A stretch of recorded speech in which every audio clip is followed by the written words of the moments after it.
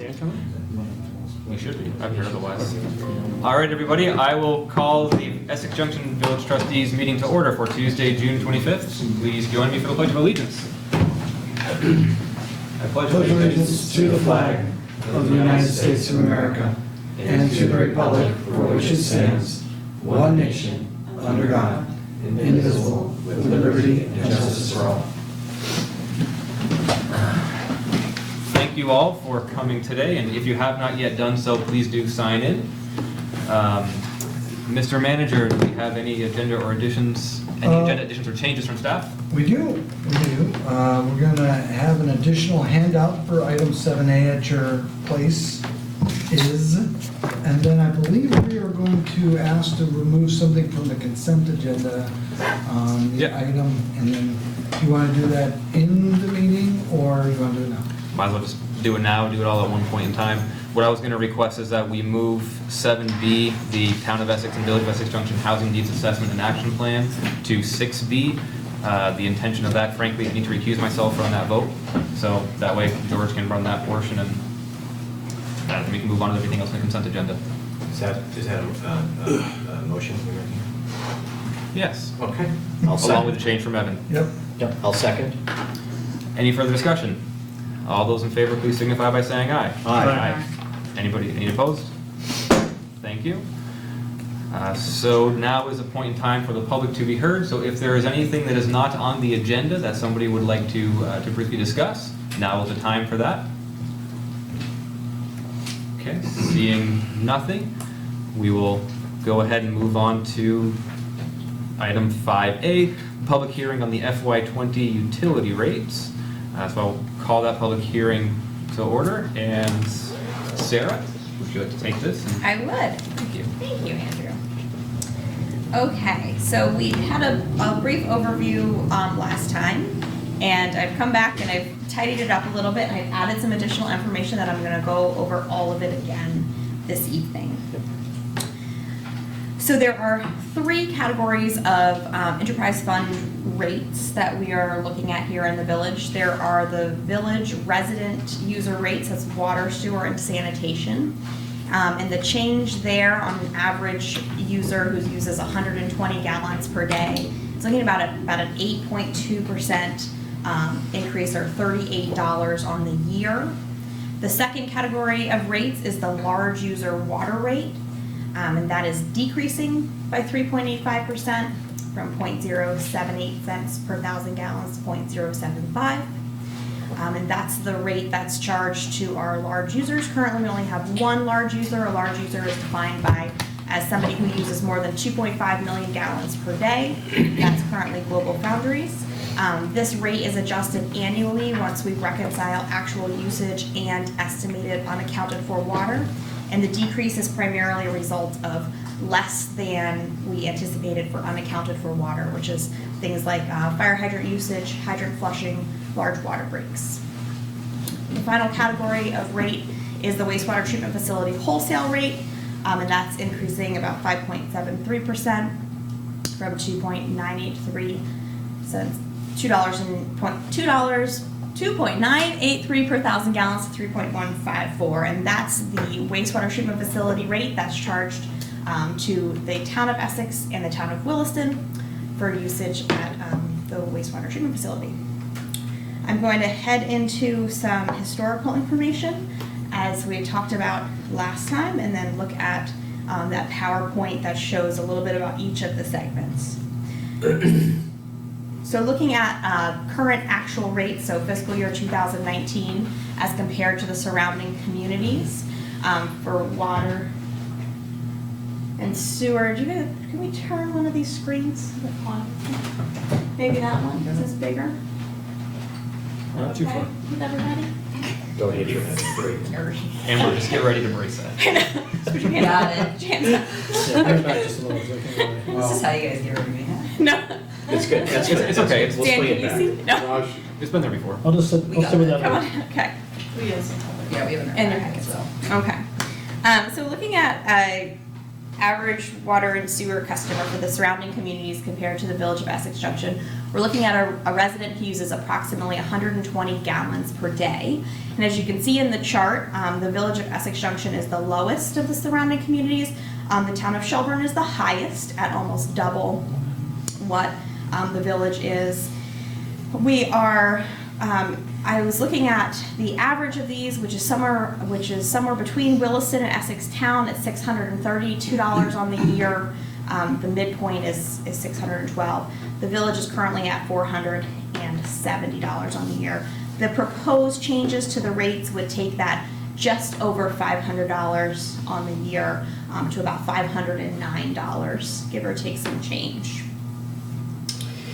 So can I ask a question? And I don't, you may not know the answer and don't feel, because I won't no one try, asked you I to know. specifically look at it. But back at our joint meeting when the representatives from the Champlain Water District were here and they were talking about their change in management, and I think Max asked, why are the village's Essex Junction's water rates, not the sewer rates, but the water rates, so much cheaper than the towns? And the response had something to do, it implied that because we are pass-through for Global Foundries and sell it to them wholesale, that we get some kind of a break on our water rate. And I for the life, I had never heard that before, and I didn't understand what he was talking about. And he was kind of fuzzy about it himself. So do you have any thought about that? I absolutely do. So Yeah. in the moment, I didn't jump in, but I think that there was a disconnect there. I think Okay. so. The Champlain Water District is talking about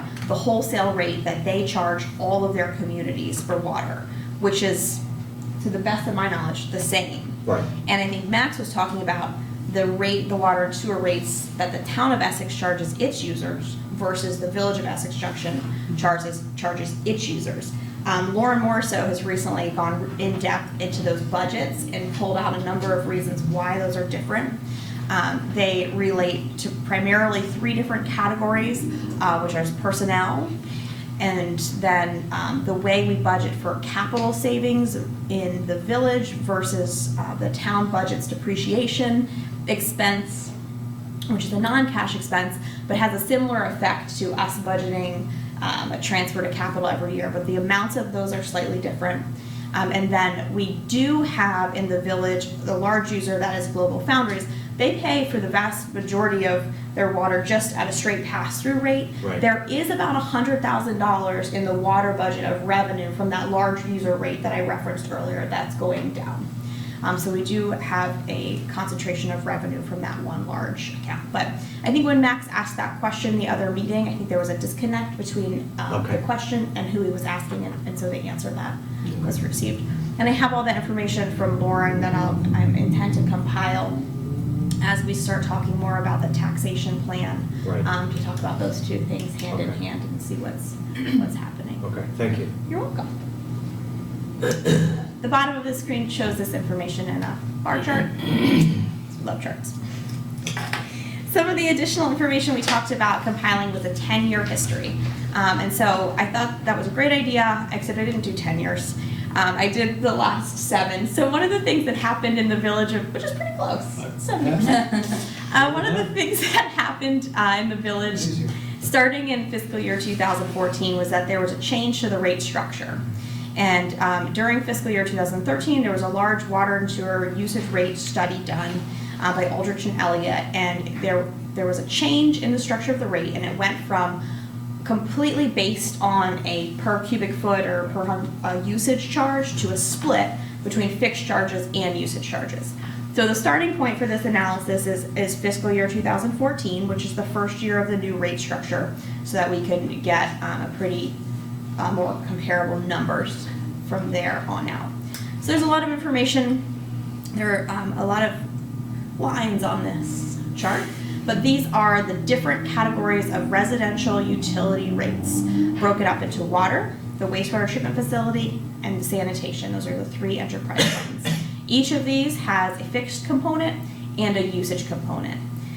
And the budgets are broken down in a percentage manner. So in the water fund, 50% of the total budget is raised with fixed charges, and the other 50% is raised through usage charges.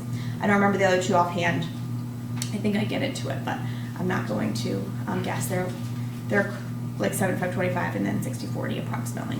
So this shows over the last 6 years the dollar change in each of these rates, and then the percentage change in those.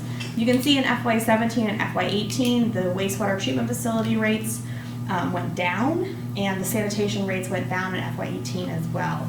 These were a reflection of a varying amount of usage coming from the other two communities, an increase in the usage from Williston and the town of Essex and the wastewater treatment facility, since that's the tri-town facility that's shared between the three towns. And then, I can't remember what caused the drop in FY18 in sanitation. So you can see they're kind of all over the place. They really follow precisely along with what's raised in each of the budgets. Any questions on this before I move on to more similar looking charts? So Yes. is that,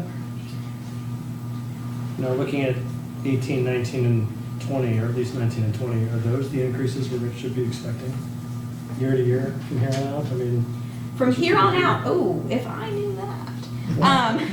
it just seem high. They are high compared to the prior years. The average is, the average rate change in the wastewater treatment facility is about 2%. The average is a little bit over 3% in sanitation and about 5% in water. If I look at those averages for I'm going to flip to the next chart really quickly because I feel like this is a little bit more digestible. This is for a property using 120 gallons per day. And so this one is going to show the total cost on the year for each of these three components. And the bottom line is the sum of all those. And as you see, that's the percentages across the years. 5%, 2%, negatives, 5%, and then this one at 8%. The average of all those is 3%, which I think is a reasonable average when you look back over the years. I know that the Champlain Water District tries to keep their annual rate increase right about 3%, regardless of the budget, so that you have a nice, steady, predictable change in rates and not these up and down fluctuations that happen when something goes awry in the budget. Sarah, could it also be that some of the fixed charge increases are also due to an increase in capital expenses to help maintain and repair and replace? Absolutely. So I have one more quick chart, and then I'm going to move back into the PowerPoint, which has a nice high-level summary of what's changed in each of the funds. Yeah, I just didn't know if that might help to answer why some years it's higher than others. Yeah, that and then that combined with the interesting dynamic of the wastewater treatment facility with the flows. Mm-hmm. So the average flow from the town of Essex, the village of Essex Junction, and the town of Williston shifts which percentage of the budget each of those towns pay, and it does that through changes in the residential rates in the village versus the wholesale rates. So as one might go up a little and the other. So, like I said last time, I am just scratching the surface of this very complex issue. Lauren Morriso did come in and help calculate these rates, so that should make everyone feel a little more comfortable. I did want to point out here that the rate changes, and this is another one with a lot of numbers, and I'm sorry there's so many numbers here, just are those three funds, that the changes in the budgets and the changes in the revenue raised by village ratepayers. So it's the revenue raised by village ratepayers that's the driving factor behind what the rates are. That the percentage change in those year over year correlate almost precisely with the rate changes. The bottom line here is the total raised by ratepayers across the three funds, and you can see over that same period of time, those averages that percentage change is very similar to what we saw previously, about 5%, 1%, and negative 3%, 6%, and then almost a 10% overall revenue increase. And that's higher than the rate increase because we do have new accounts in the year. So I apologize if there's a lot of numbers in these, it's a lot to digest, but I'm going to move on to a more high-level overview, unless there are some more questions about this granular specific. Am I allowed? Okay, cool. So as I started with, we're looking at, and this is the residential rates The combined utility rate is an 8.2% change over the previous year, looking at 0.0343 cents per cubic foot of water used plus a fixed rate of $77.16. Oh, there are those charts again. They fit so nicely there. Maybe I plan to start with this spreadsheet when I put it all together. So from that's made up water, wastewater, and sanitation rates. So from the water side, this is a change of 7.4%. This one, the fixed charges are 50% of the budget, and the usage is the other 50%, as I mentioned. This fund had almost an 18% increase in the operating budget this year, and that was primarily due to a $50,000 increase in the transfer to capital reserve. This fund is only about $500,000. No, it's about it's $680,000 of the operating budget. So that strips out the Global Foundries pass through, and so $50,000 increase in capital is a significant increase on. I'm going to say a small number, but when we talk about millions and millions of dollars, that is $50,000 on $600,000 budget is quite an increase. The other component of the increase in that fund comes in with increase is in health insurance costs as a result of new staffing and other personnel cost increases. In conjunction with that 3% increase in the Champlain Water District wholesale rate that we talked about when I was talking about leveling rates over time. Next up is the wastewater treatment facility. This one is just looking at just the wastewater rates. It's a 10% change. In this fund, fixed charges are 65% of the budget. There are a lot of property, plant, and equipment down there. And then 35% are covered by the usage charges. There was about a 6.5% increase in the operating budget, coupled with an increase in the percentage of flow that's attributable to the Village of Essex Junction. So that balance I was talking about between the town of Essex, the Village of Essex Junction, and Williston, as the flows change, the percentage of the total that each pays for changes, and so the flows went up, the overall budget went up, and there was a decrease in other anticipated revenues. So there's the septage discharge, so when the haulers come and discharge directly at the plant, we're anticipating about a 10% decrease in that revenue line item. So as other revenues decrease, the amount that needs to be raised by user fees increases, plus the overall budget and the shift of the flows.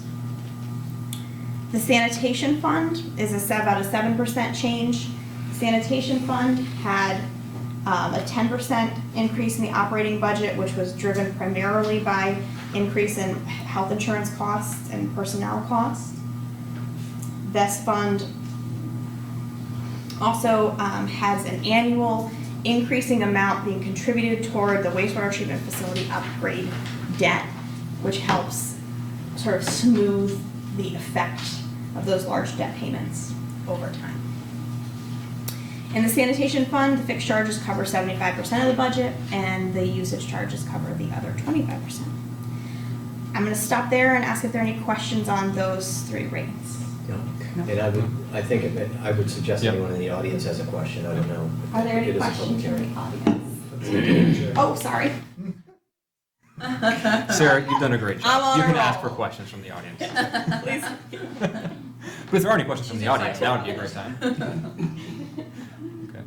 I think we're all set if you want to keep going. Thanks. All right, so the next category of rates that we have is a little bit smaller than all of that for the residential, and that's the large water user rate. And so the village defines a large water user as a person or an account who uses more than 2.5 million gallons a day. Currently, the only one we have is Global Foundries. What? A person, I don't It's know. a very clear definition. It is. It's fair. It's fair. And this rate is calculated, the water that Global Foundries uses gets sort of this billed straight through. We pay for it, and then they pay directly what we pay for it. And then this is on top of that. And this is 13% of the water operating budget, plus a proportionate share of the unaccounted for water each year. And that gets reconciled at the end of the year. So we communicate with Global Foundries up front. What do they expect to use during the year? It's been pretty stable the last couple of years. And then we reconcile that every 6 months, and at the end of the year, we reconcile their bill for the whole year to make it what they actually used. And then we factor in the unaccounted for water. And like I said, that's fire hydrant use, fire hydrant flushing, any large water main breaks. We had a very low unaccounted for water this year. We didn't, because the way hydrant flushing fell during the plan year, or it's not the thinking health insurance, but during this year, we actually missed the hydrant flushing both times. And then we didn't have any large water main breaks like we did the prior year when we had that big one over by 81 Main Street that shut down the offices for the day. So, given all of this information, there has been a decrease of almost 4% in the large water user rate from 0.078 per 1,000 gallons to 0.075. Are there any questions on this from the board? I think you're good. Okay. Tad, I can ask that. All right. Are there any questions from the audience? Thank you. And then the final category of rate is the wastewater treatment facility wholesale rate. And this is the rate that's paid by the town of Essex and the town of Williston for treatment of sewage from those communities. And again, it's based on estimated flows and budgeted costs. And this is also reconciled at the end of the year, and adjustments are made if necessary. This is a 5.7% increase over the prior year, and this is a result of the increase in the wastewater treatment facility budget. Are there any questions on that? Okay. Are there any questions from anybody in the public on the presentation thus far? Okay, That's the end of my presentation. great. I have to say, since I missed the first one, I didn't get a chance to say it the last time, the way you've run through this and the way you just delivered this, it doesn't seem like you've only been here for, what, a year? Good Well, job. you did miss the last one. Last one was great. Oh, good, thanks. Yes, So- yeah. Yeah, Been here for you about seem 2 like years. you've done this a couple times, All right. so, Thank you. yeah, appreciate it. I appreciate that. So if there are no comments from the public on the utility rates, okay, then I will go ahead and close the public hearing on the FY20 utility rates. At which point, we can now go on to 6A, as I'm losing my screen, the warning the public hearing for the FY20 water budget and rates. Yes, so Yeah. so the trustees have a policy as part of the large volume water user rate setting process that they will hold 2 public hearings. And so I would request that the trustees consider warning a second public hearing for the next meeting. And are there any questions from the board about doing so? No. No. Somebody want to make a motion on it? Do you have it right in front of you? Sorry, I'm I do. I'll second it. I guess I would make a motion that the trustees warn a second public hearing on the FY20 village utilities rates for Tuesday, July 9th, 2019. I'll second that. And is there any further discussion? All those in favor, please signify by saying aye. Aye. Anybody opposed? Great, passes unanimously. And so now we will go on to the new item 6B about accepting town of Essex and Village of Essex Junction Housing Needs Assessment and Action Plan. And to do this, I am going to recuse myself from this conversation as there is a conflict of interest that may arise given my employer. So at this point, I will step into the audience, and George, you can take over 6B from here. Okay. So I will, the housing needs assessment plan was, I think we looked at it at our last joint meeting. I think we discussed it. We had a full presentation about it. I think everyone was there. I wasn't there, but I watched it. Okay. Was it the last meeting? And the only thing I'll say about it, I'll just make a motion really quick, but I think it recommends that we form a housing committee, but I think that's probably going to require some more elaborate discussion between the trustees and the select board. I don't think we're just going to, on the spur of the moment, create a housing committee. We'll have to figure out what that actually means. Okay? So I will make a motion that we accept the Town of Essex and Village of Essex Junction Housing Needs Assessment and Action Plan. Second. Raj seconds. Any further discussion? All in favor? Aye. Opposed? Okay, so that's approved. And Andrew, you can take back over. Did you even say? I didn't go too far. Thank you, George. Okay, so we can now go on to the consent agenda. I will make a motion that we approve the consent agenda. And is, Second? great. Is there any further discussion? The only thing that I would say is, again, I did miss the last meeting, and I know there was an appointment to the tree committee at the last meeting. Traditionally, when we've done this, we have had the people who are seeking a reappointment to come, and we have the chance to interview. And I would just request that for the next time that this comes around, that we have that opportunity again. Okay. Given that just it is it's a fairly important part of what we do, and especially that now we have 2 new board members. If the community's vision for our community has changed, we should have that capability of saying, yes, these people are still the right people, or maybe we need something different. So. Well, we could still, we can reappoint, but we could, if we wanted to, invite the new appointees in and just meet the new trustees if you wanted to do. I'm not suggesting that we do it, but if you thought we could do it down the road at some point. Personally, frankly, I'll be honest, I'm saying it for our 2 new members. Okay. I have no problems with the people who are currently asking to be reappointed. Yeah. I just don't want to take that opportunity away from the 2 of you. So I'll leave that up to you 2. I think they should have to come with, Yeah, like, you they made should. me do Yeah, it. we did. So. Show up early But, and stay late. Right, Yeah. exactly. But I think their appointments are for July 1, so.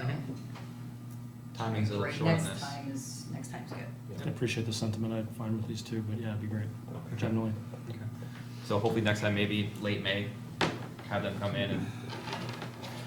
It's not real time. So we have a motion and we have a second on the table. Is there any other further discussion on this? Great. All those in favor of the consent agenda, please signify by saying aye. Aye. Anybody opposed? Great. You can go ahead and move on from that. Going to the reading file. And with that, is there any board member comments? I will make a comment that this is in reference to Kristen Humbarger's email and her notifying us that they're not going to go forward with the Steam Fest this year. And I think we had put village funds aside for that. And that's not really the issue. I wasn't surprised when I saw Kristen. We were at an event earlier in the year, and she kind of gave me the vibe that it was something, she had a lot going on. And I know that these things like the Farmers Market and Steam Fest, it takes a lot of energy, and when we're relying on volunteers, even though we are providing some of the funding, it's still a lot of volunteer time. But I think these things are really important, and she recommended that we maybe look into having an arts council. I go back and think of why we started doing some of these events early on. We did the tree lighting, the train hop, the farmers market, and then Steam Fest. And it was all about trying to bring people into the village center. It wasn't simply about holding an event. It was trying to bring people into the village center and generate activity and have a sense of community. And it's concerning to me to see the farmers market and now Steam Fest. It's like they're starting to get peeled away. So I'd like to recommend that we, at some point, we put this back onto the trustee agenda and have a discussion about this, and maybe even formalizing this, because I think the interest in Steam Fest and an arts festival and an arts council and things like that, I think it's still there. Mm-hmm. But it shows you what happens when you are relying on volunteers, and that is meant in no way as a criticism. It's recognition that they have lives and they have very busy schedules, and we probably need to take it more under have it be more of a permanent situation and under the village government too, and maybe share some of this with the town as well. I agree that Yeah. working with the town with this, because, it's something that everybody partakes in. I think it's a great idea. Yeah, so why don't we, I'd like to recommend we put it back on the agenda at some point in the not too distant future to have a discussion about it. Yeah, I think that makes a fair amount of sense, and And we can do a little research on it, and that maybe have some ideas. possibly some point in time this summer. Yeah. I think it'd be a great thing to have a member from the Economic Development Commission. Yep. Committee, excuse me, maybe present for that conversation too. I think there's a role there. Yep, exactly. Very good. Good point, Raj. Great. Any other trustee comments? Okay. So we are at the end of our trustee meeting. It is 1 minute before the start of our joint meeting, so how about we just take a few minute recess while we wait for while we allow the select board members to come on up, and then we will reconvene. Sounds good. Great. Thank you all. So I have to see.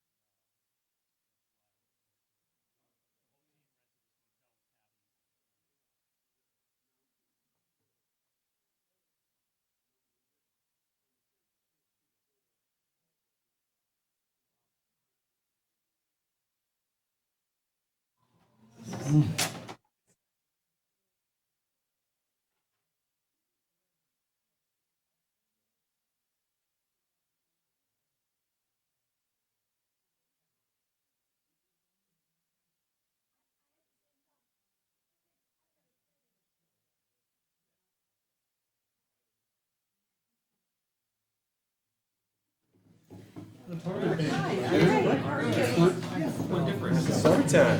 Yeah.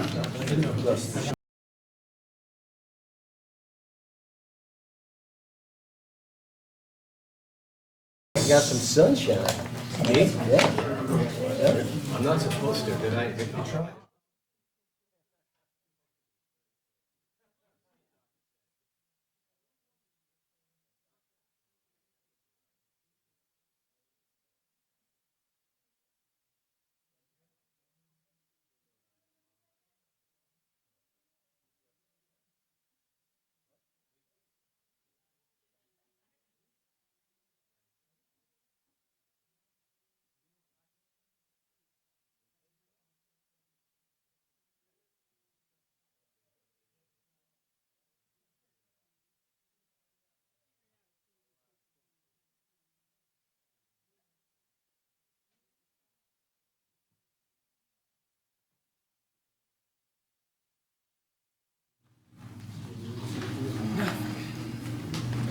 Wait, it's a purple hair.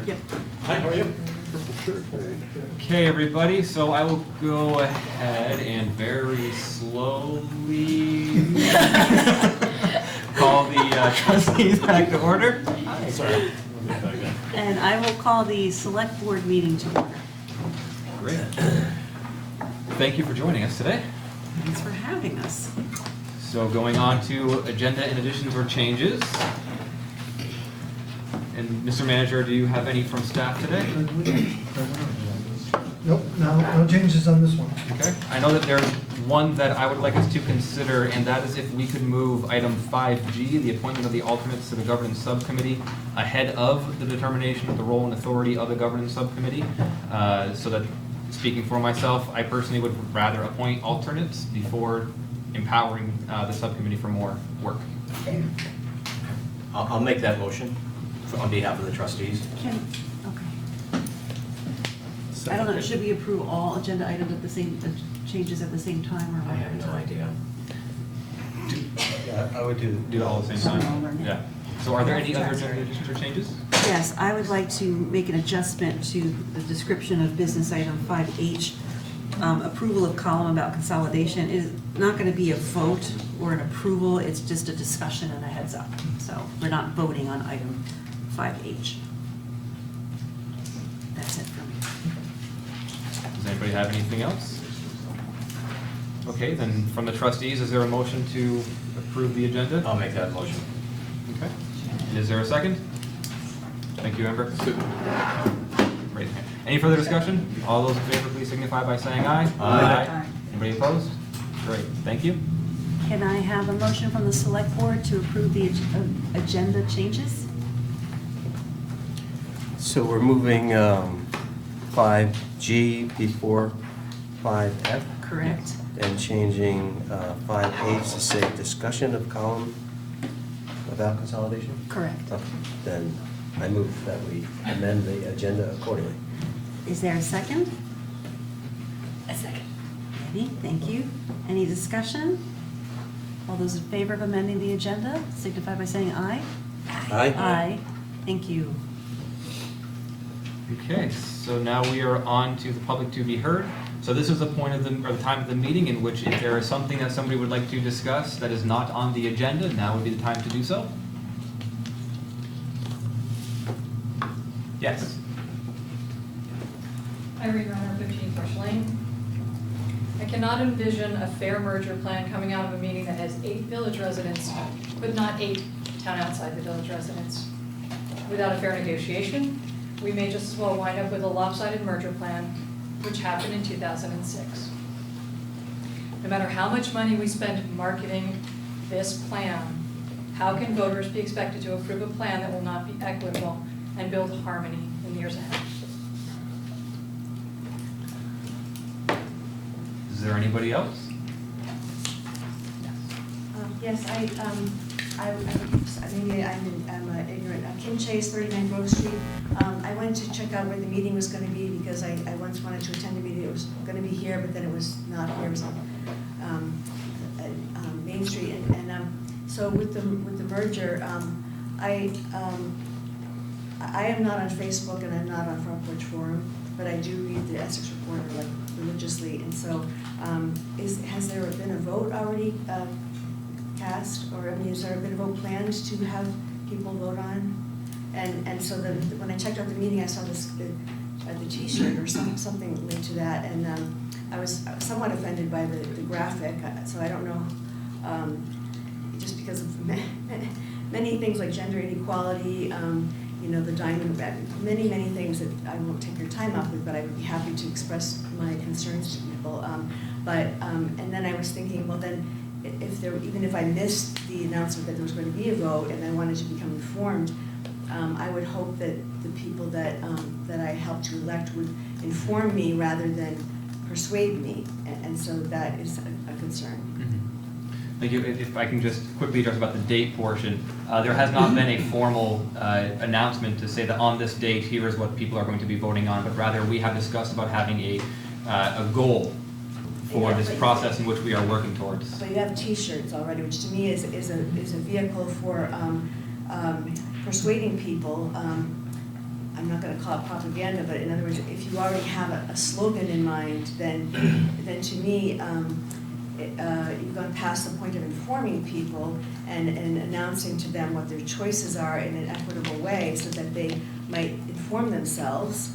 And there's already a campaign afoot to in fact persuade people of the right way to vote, which to me is it's a big, I think, conflict of interest. I would hope that there would be more of an apolitical stance of the elected officials, again, that I helped to elect.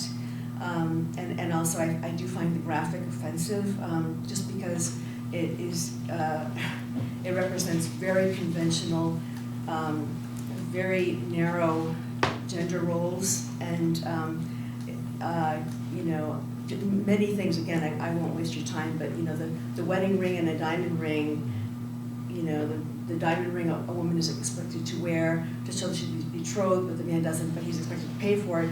Diamonds are almost always sourced very badly, human rights, you know, so many things. Right. If I may, thank you for your comments. The work session that we had on Saturday was primarily, while a public meeting, was primarily intended for staff and elected officials to kick off serious discussions about a potential change in governance. And I can assure you there were no intentions behind the color of the t-shirt or the graphics on the t-shirt. It was I rather. don't know, I stumbled into it, but it just. I understand what you're saying, and I And can it sense that exists. your feelings are hurt, and I just want to assure you that we are not trying to propagandize anything. And tonight's meeting, I think, will be very informative for you, because we'll be talking about the kinds of outreach that our boards are legally allowed to do. We are certainly not allowed to propagandize or bias anybody's votes or decisions, and so I hope that you'll feel like we are covering this equitably and share the information in an unbiased way. So I hope you'll stick Can you around. remove the image so that people like myself don't stumble into it? Like, again. They're on our t-shirts, and the t-shirts are here, and people who own them, we may wear them, we may not. We apologize if it offends you, but it's not something we need to remove from any public forum. But I hear your concerns, and I'm sorry that you feel offended, but it is what it is, and we need to move on now. Respectfully, can I just ask, so if you were to wear them, isn't that already campaigning for a decision that you are trying to influence voters to vote in that way? That goes beyond education and more like. These two boards are advocates, and we have spent the better part of a decade, various makeups of this board, coming to the conclusion that a single unified town is probably the best thing for our town. It's our job to advocate for that, and so I'm not afraid or ashamed to wear that green t-shirt with rings on it. Perhaps the choice of rings was not the best icon for the image, and we probably will not use it again, but I can assure you that we will thoroughly vet and continue to reach out to the public on all of the questions around consolidation, whatever form it may take. Thank you. One last question. So when you say that the board is an advocate, so that you have unity in that. We do not have unity yet, but in the end, after we've had a robust public participation process, after we've completed our research, and after we've discussed it thoroughly amongst ourselves, we will vote on it together as two boards, or individually as two boards, before we move forward to go to the public and ask them to vote on something. There is not agreement entirely on both our boards. We have a lot of questions. We still have a lot of homework to do. And we're at the point where we're starting to talk to the public about what they want to see. And so things will fluctuate and change, and we have not made any formal decisions as of this date. And again, Ma'am, just I would be happy to talk to you about this offline if that's okay, but we have a One last long question. agenda. So if the t-shirt exists and people can wear them, I mean, if the board if everyone's unified, then I totally respect that, because you have all together chosen democratically a stance, and then it would become, well, I mean, maybe that's problematic as well, but if not everybody even agrees, and there's still this, it seems like putting the cart before the horse, and you've got campaign slogans and signs yet. Ma'am, we just have t-shirts. We don't have anything Okay, else. thank you. Thank you. Yes, Mr. Bates. Go ahead.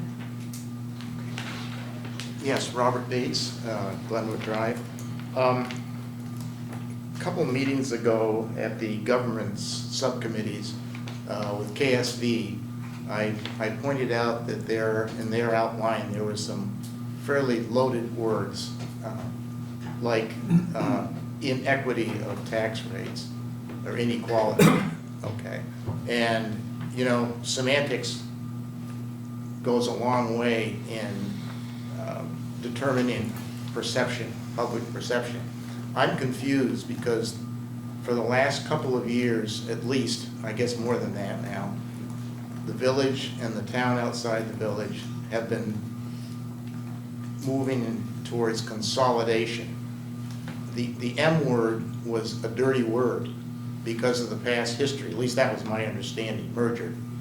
Now it's being used interchangeably with consolidation.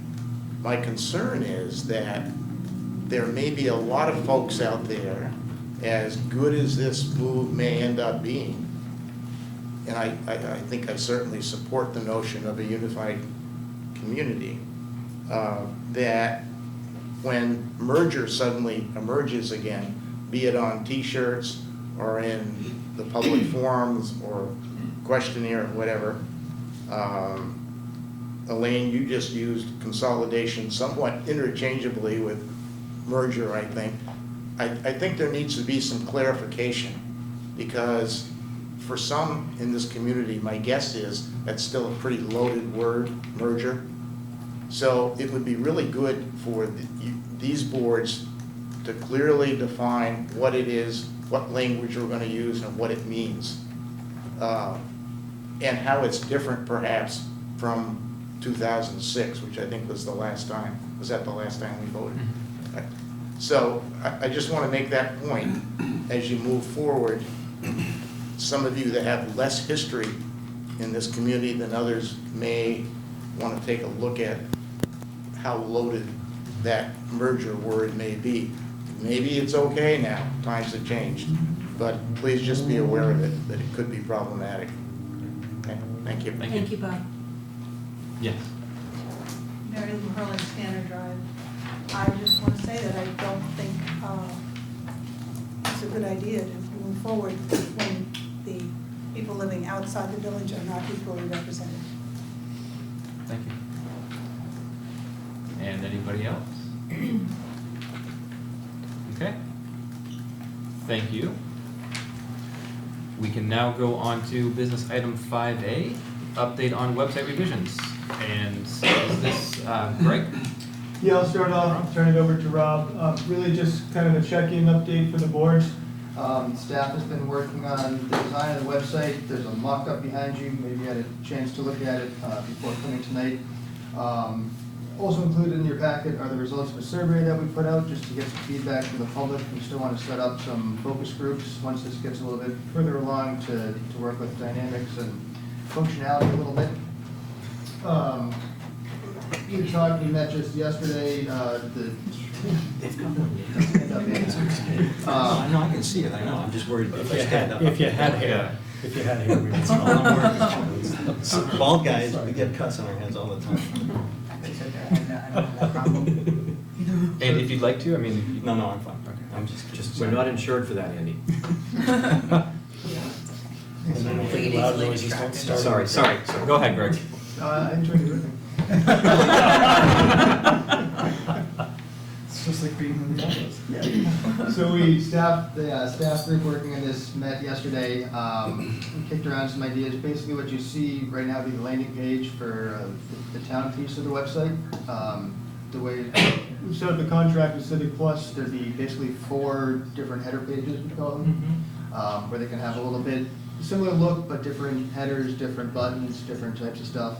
And different headers is what he's referring to as these items up here, different buttons down here.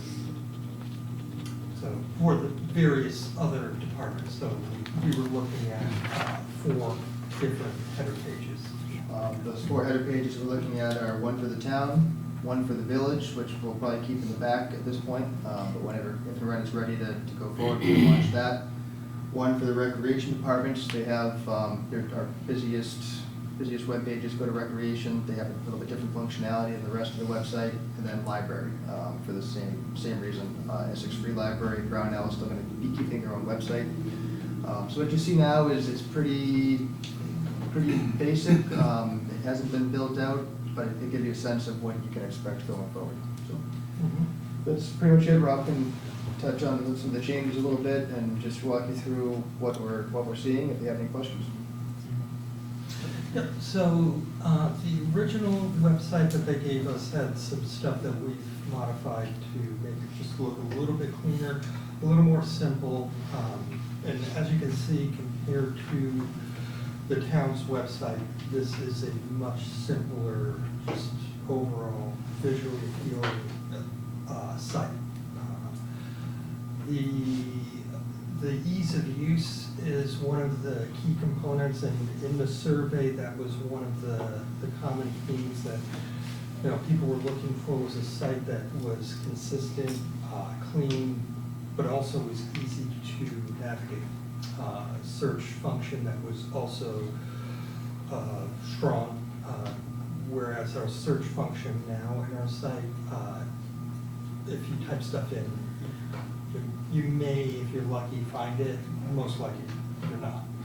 So we wanted a search function that really worked for people, so they could just come in and instead of having to navigate through the various menu items, which still work, and if people want to do it that way, that's fine, but if they want to use the search button, that's also a strong function that we're adding into this.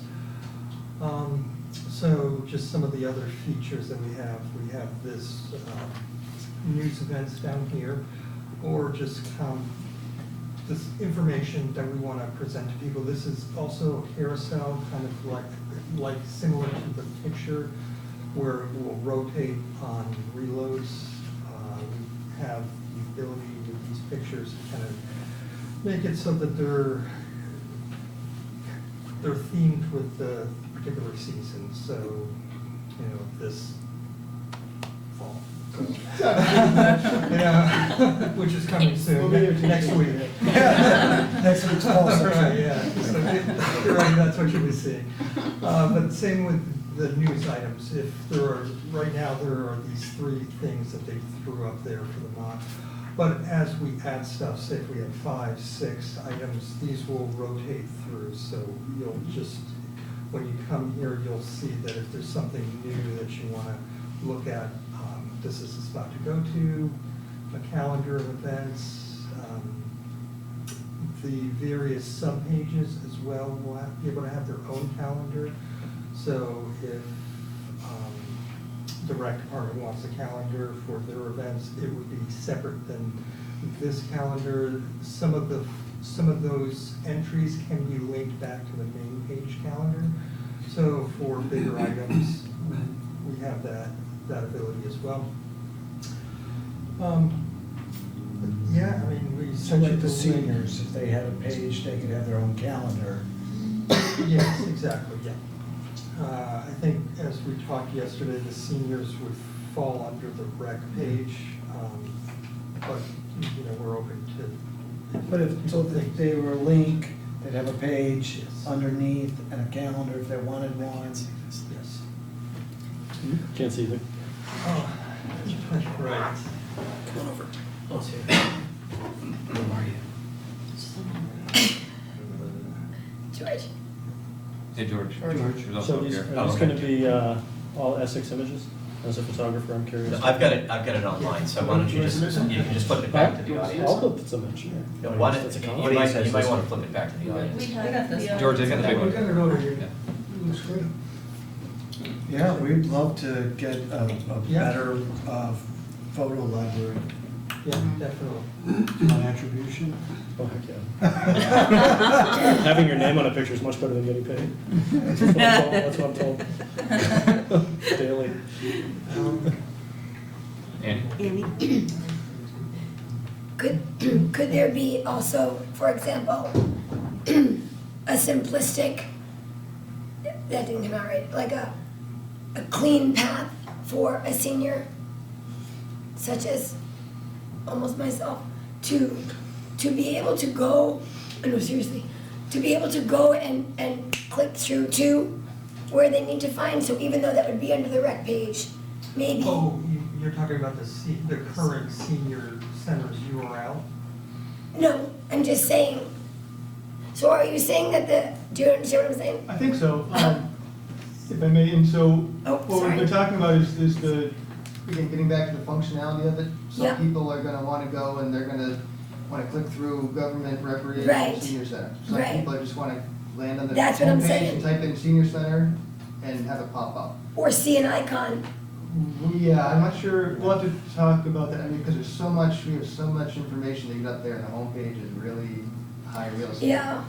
So we have to think about that, but. I guess I'm just being thoughtful about my mom, who's 76. If she's in Brooklyn, but if she were in our community and needed to find something, her best path is to get to the website, because I think that the utilization of technology is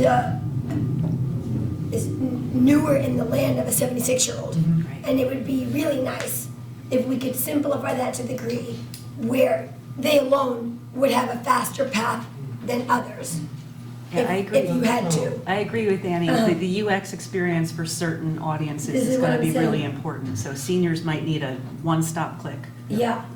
Well, so one good thing is if they're currently using the senior center website They can- right now, that URL is just going to be redirected to wherever that Sure. page lives within this site. So anyone that has that bookmark now, when this changes, they're just going to click on that bookmark and it's going to bring them to the new site. But yeah, your point is valid too. I mean, if there's things that, as we come across them, and there's going to be analytics that are Yes. constantly run on the page. So if we find stuff that is being clicked or people are constantly going to and it's taking 2, 3, 4 clicks to get to, we can then look at moving that to a better spot for people to find quickly.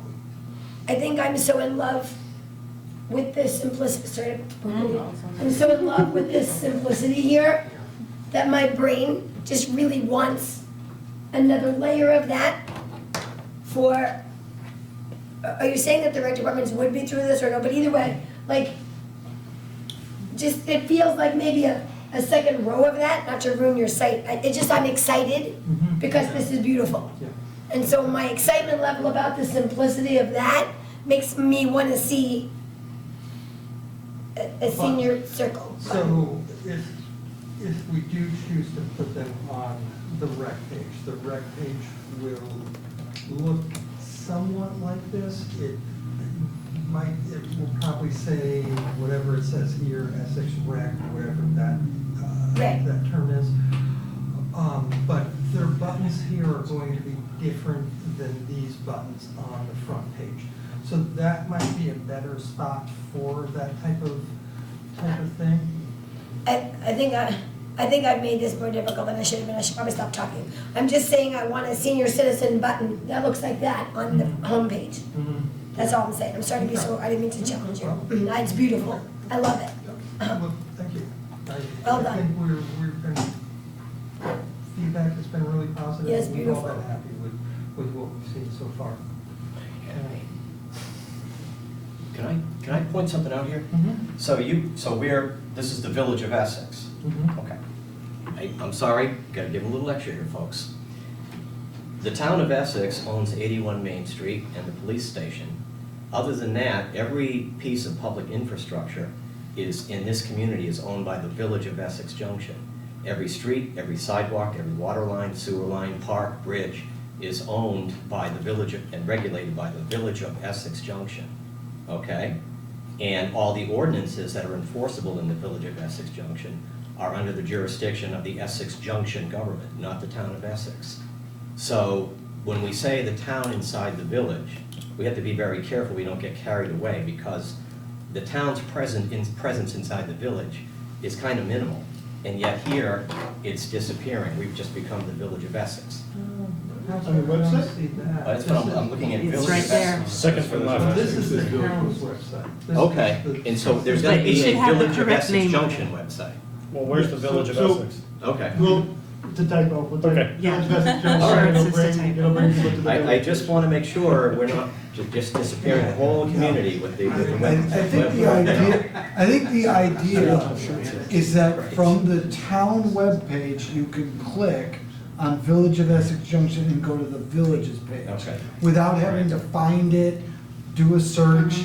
It's Sorry, right there. it's kind of like a Niagara Falls kind of thing. Similarly, right now, on the Town of Essex's website, right in the center, it talks about what Essex is, inclusive of the Village of Essex Junction. That verbiage, Village of Essex Junction, is a link that goes to the village website. Okay, good, sorry, I got a little confused here, I came into it late. Well, I don't think Civic Plus's terminology on department headers is a great term, because it doesn't, people don't think about it like a completely separate page. When I first heard department header, all I was thinking was, it's a drop-down Gotcha. within this. But it's not that, they're independent pages that are tied together.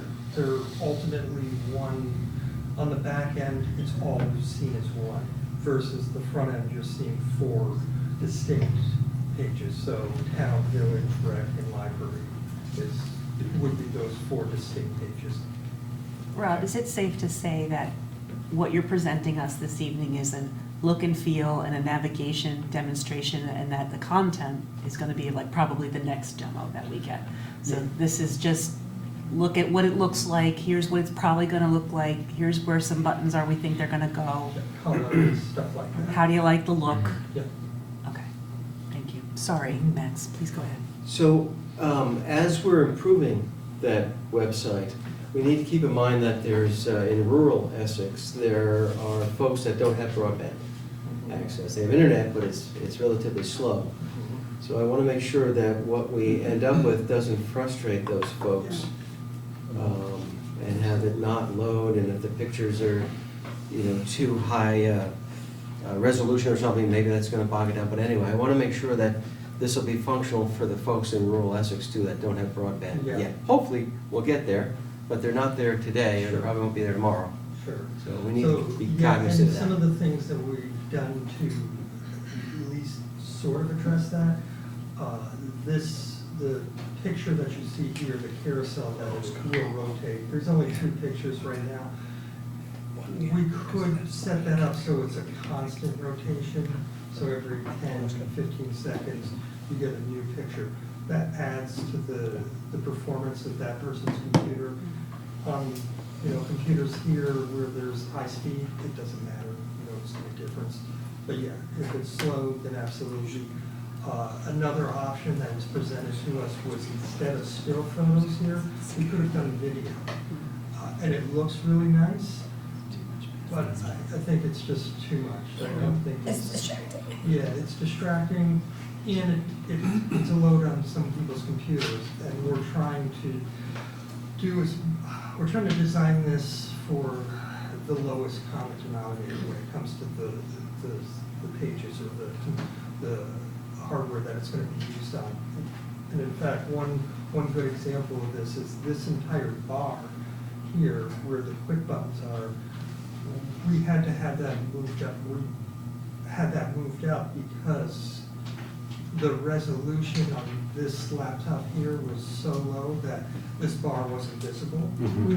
So all you saw was from this right here, this line of the picture, and it went all the way down to the bottom.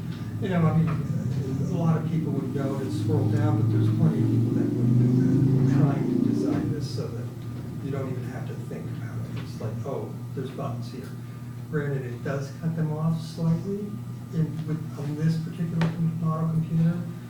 It doesn't give you the actual descriptions of them, but you see that the buttons are there, and you know that there's something to go to below just the picture, below just that health of the search bar.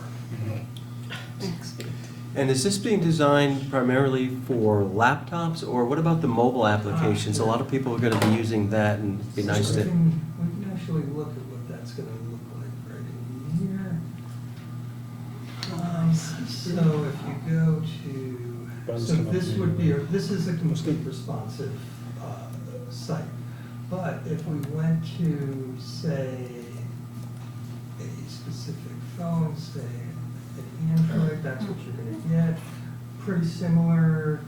You get into the iPhone X, you can see it starts to bring up that quick button, the quick button bar. Is that slidable? It would be slidable up and down. Up and It wouldn't down? be So if you want to side get side. to the other buttons, it's not this way, it's No, this it's way? just- Yeah, you can see how. Oh, show me that again, sorry. Ah, my bad. So you're designing it for all sorts of Yeah, formats, yeah, a platforms? responsive Great. website. Okay, is that's what- wonderful. Yep, Good. yep, Thank you. Absolutely. And I think I touched on this in the beginning, but this is the highest standard of ADA compliance. Oh, that was one of my So, questions. that's why you'll look at some of the colors, they don't pop necessarily, but that's by design. That's so that it's a soothing color for people that have problems with that. Certain colors can cause seizures, and we want to design this with the safety of our, no seizures. Yeah, that wasn't one of the options up there. We don't want people driving looking at their watch. I know, there's a lot of information, I don't know that on the watch is the way to go. I want to see I want to scroll all the way up. I want to see yeah. Oh, that's great. Thank you. I'm like. Yeah, you want to touch it. It looks like a phone. Do you mind if I ask you? Go ahead. Rob, can I ask you a couple more questions back on the laptop version of the site? yeah. Up in the upper left, there's a statement about signing in. You can make an account and you can sign in on the upper right. Is that for our residents to create their own personalized version of the website? No, it's not for that. It is for the residents, it's also for staff. So the sign-on function, the verbiage here, we're gonna change, because that's not real descriptive. We all decided, doesn't sound good, it's not gonna be real helpful for people. But what that gives them is, when they sign into that, then they set up their notifications program. So Okay. then they can tie into whatever notifications that they want to tie into, rec, library. So that'll duplicate the notify me button? It's kind of one and the same. The mock-up here, these buttons aren't necessarily what we're set in stone with. I mean, a lot of them, I think, are probably gonna stay there. It seems to make most sense, but some of them might not. Maybe notify me isn't necessarily a good one, since it's right above. But also, that's going to be the staff's tie-on into okay. the intranet. That's what I was wondering. So there's two levels of sign-on, either you're internal or you're a resident. And the report of concern, is that gonna go to C-Click-Fix? It's gonna be C-Click-Fix's replacement. Got it. So Civic Plus was able to customize their engagement program or request tracking program for not just external residents reporting potholes, whatever various problems, but also they are going to design it for internal reports. So for our help desk software, we're going to eliminate what we're using now, so that it's going to be kind of a one-stop shop where people go to report a building concern, computer problem. That's so far as what we're at, but there's certainly a lot more we can go, we can add to that. Okay. And then my last question is actually a comment. I really like the how do I. Right here. That's a really nice functionality, and you could choose the most common things. How do I pay my taxes? How do I get a dog license? How do I do this? That's a really nice function, and I think it's great that it's up on the high level menu. So. Yeah, I agree. Yeah, and if you can't find it in there, you've got this search bar, and then you've got the straight navigation as well. So there's a lot of different areas where people can find data, and that's, I think, important. Yeah, thank you. Mm-hmm. Oh. So when a resident is filling out forms on this to apply for whatever, will it have that automatic fill option in the way a lot of documents do on websites where, it can automatically put in your email address and your phone number? Can it? Will this be able to do that if it's available? Yeah, I mean, it's, That's a the browser form that feature. you're gonna be signing up for isn't necessarily a repeat fillable form. It's gonna be just kind of sign in and create the account. If you've been to the site before and went through it, it'll start to fill, you most likely will start to fill that stuff in for you.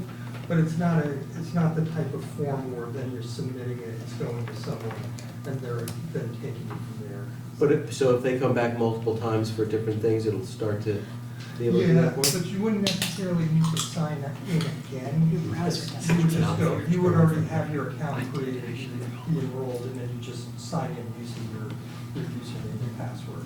I think what you're talking about is more of a local browser thing that you set on your computer. It doesn't have anything to do with that. Is that right? Yeah, Okay. your browser takes care of it. Annie, you have another question? I have an amped up question of Max's, which the more I think about it, the more it would be an impossible task. But I'm gonna ask it anyway. I think I'm very wrong that this is possible. I think it would be outrageously hard. But I'd like Why not ask? to be why not ask? Let's say I'm one of my neighbors who lives in Essex, not me, and then they go into, can you go up a little bit there? Can you take that screen up slightly? So they go into payments. Is it possible to go into payments and because you're signed in and you have an account? Oh, it's an e-payment center. I'm just, I mean, the stuff, the links that we're on, they're not fully functional. I'm wondering, it would be exciting to imagine that if I had to go pay my water bill or whatever, that it would save my credit card number. No, you don't want that. Yeah, we can't. I mean, No, not like that. Just enough of it that you still need your back code or something like that. That's a local. Yeah. That's a local thing. It's so much easier. And it would probably, if we were to do that, we would use a plug-in of a different vendor Yeah, of to course. collect that. Oh, I'm not saying I want the town to have my credit card number. That's not anybody that works. I'm just, Rush. Right. Village is not doing this yet, right? Correct. Except- We're not moving down this path yet. No. You can pay your credit card or your tax I'm bill just online wondering if though. maybe we've got the look, we've got the feel. It's getting late. We love it. Pay those bills online. It looks great, we love it. oh, great, thank you. Sorry, just. Yeah, and as far as what we use for paying bills online, it is a third-party company because we don't. No, of course. have anything to do with storing. Right, I don't want someone to- storing that data right. at all. that's how that all works though. No, I mean, you can have your data stored locally, it's not a good idea. But, I mean, there's all sorts of requirements that then we would have to be, dealing with if we don't want to do it. Right, but could a third party thing could store it? Yeah. That's what I'm saying. Yeah. Raj, I have no more questions. I'm happy to hear. Pat. Pat does. I actually don't have a question. I have a comment, so I'm gonna be like the cranky old man. George already won.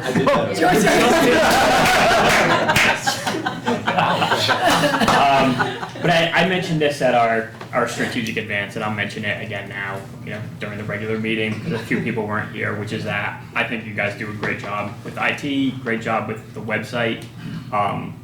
Respectfully, I don't think that we need to cover this over 3+ meetings of design. Like, I think that once we give these guys a direction, that they can do the job and then come back to us, at the end when it's finished. Again, I love that you're checking in. I love that you're trying to make it as user-friendly as possible and getting as much input. But it looks like you did that with the forms and everything. Like, I don't feel like we need to be consulted or hand-holding you every step of the way when you're the professionals. So, as Raj says, it's getting late. I think, We talked about respectfully- not going in the weeds, and here we are, Yeah. jumping in the Right, weeds. right now, deep into the weeds again. So, just putting that out there. That's one person's opinion. Thank you, Pat. Excuse me, somebody's phone beeping or something? Is getting a really loud beep on the computer or something? I do There's hear a truck it. outside. I think it's outside. I hear a truck outside. No, Is it's it the phone behind you, Mics, Jack? nothing's beeping? I I hear it. Hear it. I hear it. So you're saying it's through the mics? The Yeah. website. It's definitely the website. Everybody cover your mic a second. Well, never mind this. Got it? Yeah, I hear it. I hear it. We can hear it. I'll volunteer that it's me and Right. the fire alarm. I'll leave. I said it first. You keep it where you're still, right? Yeah. So with the website. I have lots, but Okay. kidding. Thank you. All right, so then we can go ahead and move on to item 5B, the follow-up discussion from the strategic advance. I know personally this was quite the, It's feedback from someone. yeah. Can we make Andy move that thing away from his head? Is there a battery? It's going at the same rate as this flash. Stand up, forget it, stairs, stand up. Oh, don't push it so hard. I wonder if you can go back. Oh my God.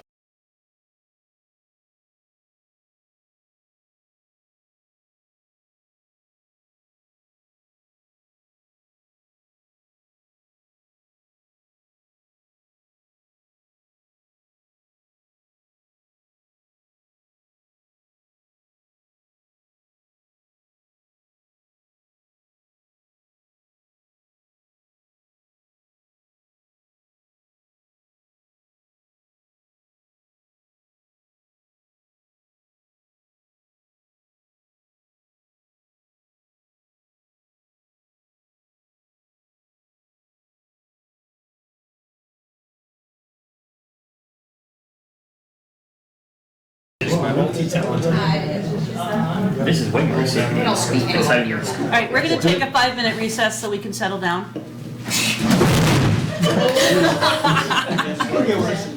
Okay. What is going? I thought we're in building. Excuse me, are you from the IT department? That's my Do you need this? Thank you, it's fine. Oh my. We didn't need TV camera. That's all right. Okay, we're okay now. I think you're right about the 5 minutes though. We're back. Well, we'll give maybe a couple of minutes for, We haven't used all 5 Yeah. yet. Oh, this is the 5 minutes? This is the 5. yeah, we're on a break. In recess. We were on a break soon. Both of my thighs are cramping. There's plenty of stuff up here to eat. There's plenty of cookies and grapes up here if you need it. Oh, sorry, and cheese. Yes. More cheese. Now that I think Oh, I'm sorry, I think my chair's not helping. move the web address discussion over here. We don't need a phone, it's all good. Nobody's going home.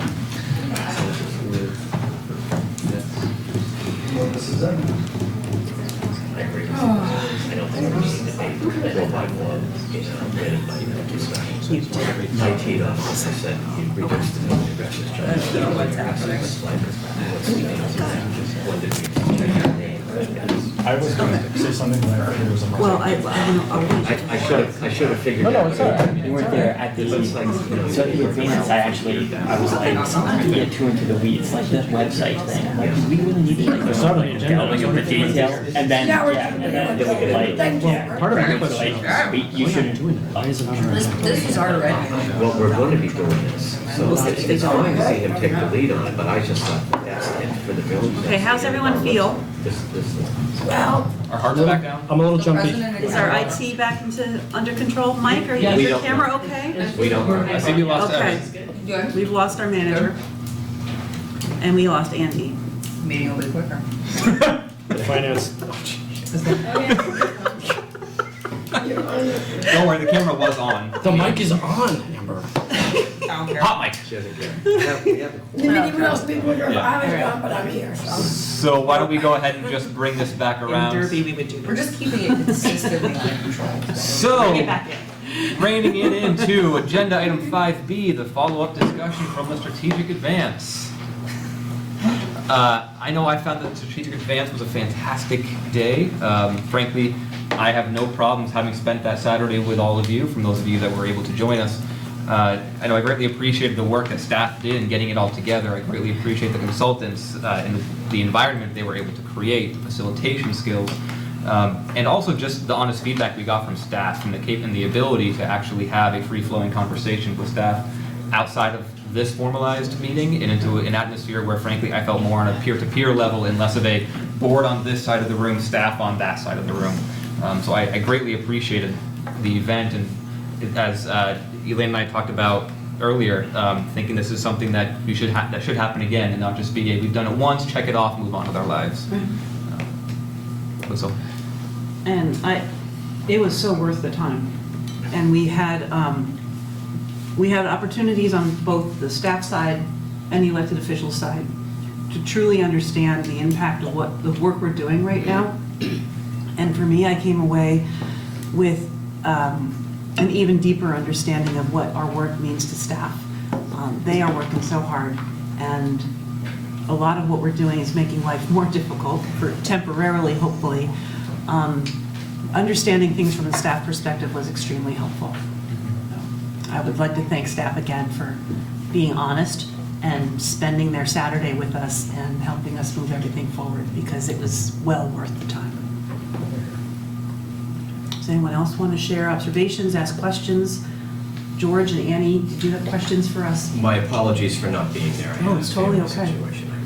Agreed, I have the same, my sincere apologies, and also FOMO.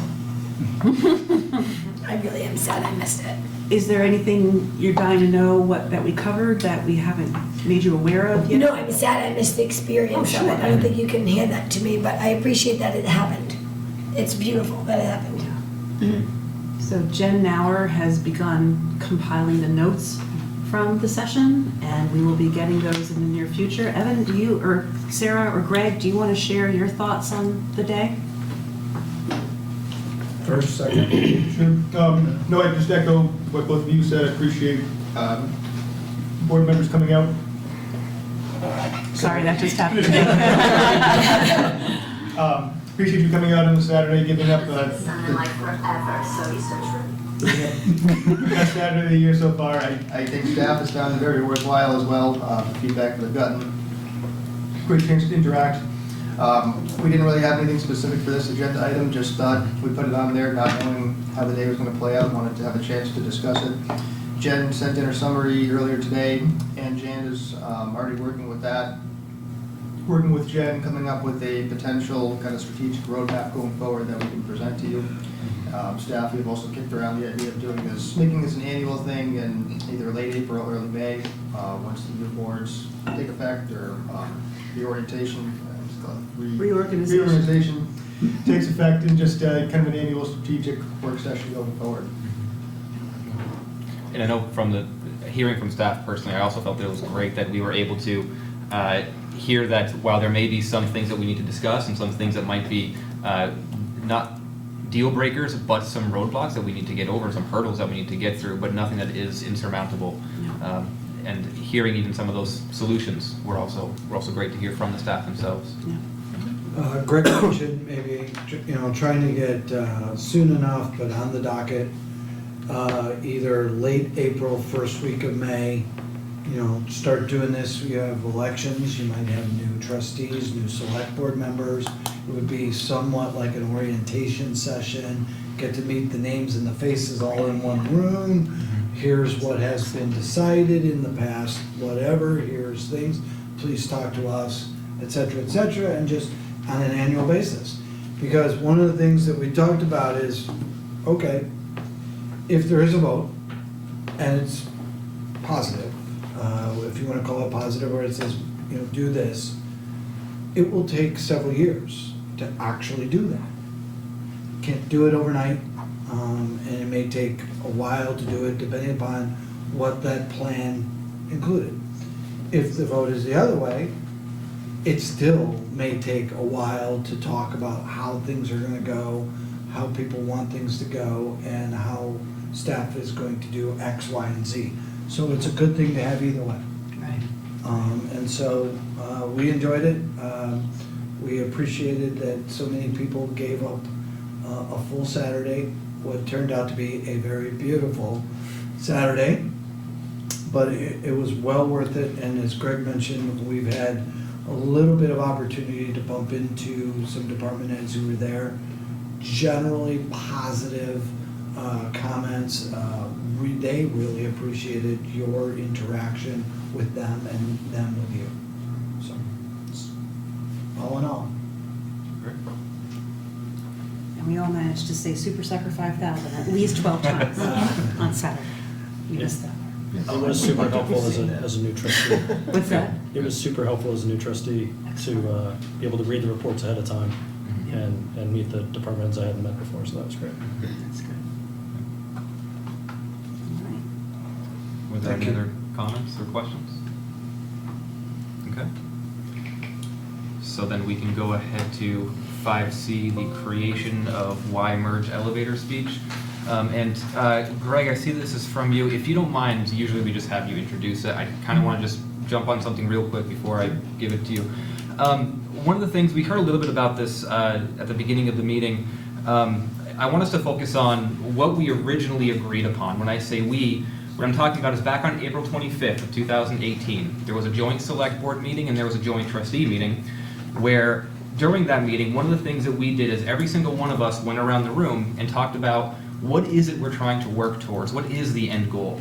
I want us to keep in mind that at that time, some of those people at the table now are not here, and some of the people at the table now were not in that meeting. But at that point in time, as we went around the room, every single member from both of those boards had said that, had agreed to the end goal of one board and one community. There was one person who didn't agree with that, and George, I'm not trying to call you out. The one thing that you had said is that you favored two boards, but I think this was at the point in time before the subcommittee went to the work of finding out that that actually can't happen. Yeah, I don't want to divert you, but I just said I was in favor of one board, but I just, as an expedient to get us there, I thought, could we just quickly take advantage of an upcoming legislative session to see if we could have the two boards basically integrate the way we're doing right now. But that's all. That's all. And so, I'm not trying to call you out. I'm just trying to show that what we had agreed upon was to work towards the end goal of one community and one board. What we didn't agree to was a merger. What we did agree to was a new community. And so I say this because what I'd like to challenge us to do is, as we talk about this elevator speech, as we move forward with the rest of the meeting and even into our future meeting, is to not focus on a merger. It's to not talk about why we merge, but rather why do we want a new community? Why do we want one board? Why do we want one community? Given to some of the things that we have heard about the word merger, what that may invoke for people. Also, merger isn't what we agreed upon. We did agree on one community. So again, even this agenda item of why the elevator speech, I would invite us to think of a different phrase instead of merge. Possibly, why have a new community? Why have one community? If anybody has a better solution or a better option, I'd love to hear it. But before we get too far down with what a elevator speech could be, I'd like for us to have some agreement as to what this is that we're talking about. Annie? I would agree that the word merger is unnecessary.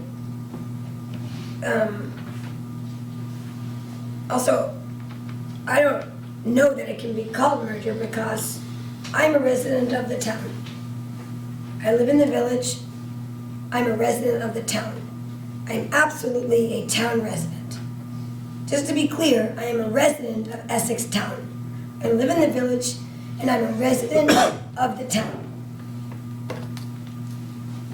So, I'm as much a resident of the town as people who live above the McDonald's up by Essex Cinemas. I am a resident of the town. So I don't know that merger is a word because I'm already a resident of the town. I just also am a resident of the village. That's confusing for me. Sure. I think it's confusing for a lot of people. I would love to see a situation where it was, what's the word you used before? A new community? A new community, which is us together. Yeah. I think Thank you. Thank you for bringing that up, and thank you for finding those minutes to help remind us what we agreed to at the start of this process. I think we're going to find ourselves tripping over our tongues a little bit, trying to dance around the M word. And I don't want to call it the M word, because it just sort of makes it sound like an evil, horrible thing that we shouldn't be talking about. So yeah, we need to find some more common language around what our actual goal is. Another term that Bob mentioned from the audience earlier, and we've talked about it on Saturday, is rather than saying tax equity, we should probably be saying appropriate taxation or something of that nature, because that way it just covers everything and it doesn't bring back, or it doesn't foster feelings of unfairness. So earlier in this process last year, the governance subcommittee, the boards tasked myself and Irene Renner, when she was a select board member, to come up with a common set of definitions. And it might be a good idea to put those back in our packets, maybe for the next meeting, just to refresh our memories and make sure that we're using common language that makes sense to everybody and that we've all agreed upon. Can I give my thoughts? Yep. The only thing I'm going to say about merge, and I think Andy has pointed this out as well, is that state statute, and I'm sorry, and let me apologize before about my tirade about Essex Junction, Essex Town, but I'm very hung up on the legal background. It's great to say what we want to do, but we have to understand that there's this whole body of law that deals with merging a village and a town, and it doesn't matter. You can't wish it away. It's there. And the word in the law, the legal word is merger. It's in the state statutes. And we could go, if we avoid saying merger all the time, and then we go to a vote in 2020, that vote has to be in legal language. It's going to have to say merger. And all of a sudden you're going to go, well, wait a second, we weren't talking about merger all along, and now you guys are asking us to merge. So I'm sorry, it's problematic.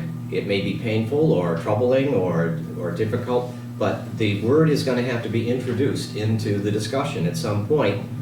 I'd suggest we inoculate ourselves slowly, but it's going to have to. You're going to have to inoculate, because the language that people are going to be voting on is going to say merger. For legality. I think one way around that is to agree as a board that what we're doing right now, when we say merge, we don't mean what it meant to people who take it the way they're taking it from 10 years ago. We mean coming together as a new community, or whatever our definition is now. And people are just going to have to understand that we have to use the word. Like you said, it can't be the first time they see it and take offense to it. Rightly or wrongly, if they take it the way they take it, you can't control that. But this is how we mean it going forward if it's used, and people just have to understand that. We're talking about something a little bit bigger than personal feelings. The personal feelings that, sure, that they exist, but we got to move on. Thank you for reminding us of that. Yeah. I think what you're looking for is, why are we moving away from the status quo? What's so bad with the situation now, and why are we trying to change it? That's really what, I don't have an answer, but I think that's really what we're talking about here. We're trying to come up with 3 or 4 or 5 reasons why we want to change the way things are. Right. Similarly, along the lines of when we had Emerson, who was here, and the St. Albans crew, one of the things that was utilized was a better Essex. Right, a vision, yeah. Right. So whether it's want to keep going with this, is why do we want to do this? It's for a better Essex.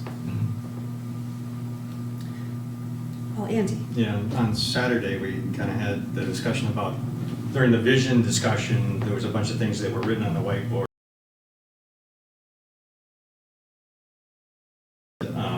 Jen's put circles around the important themes. I think those are the themes that need to go in here. So I think that would be a good starting point.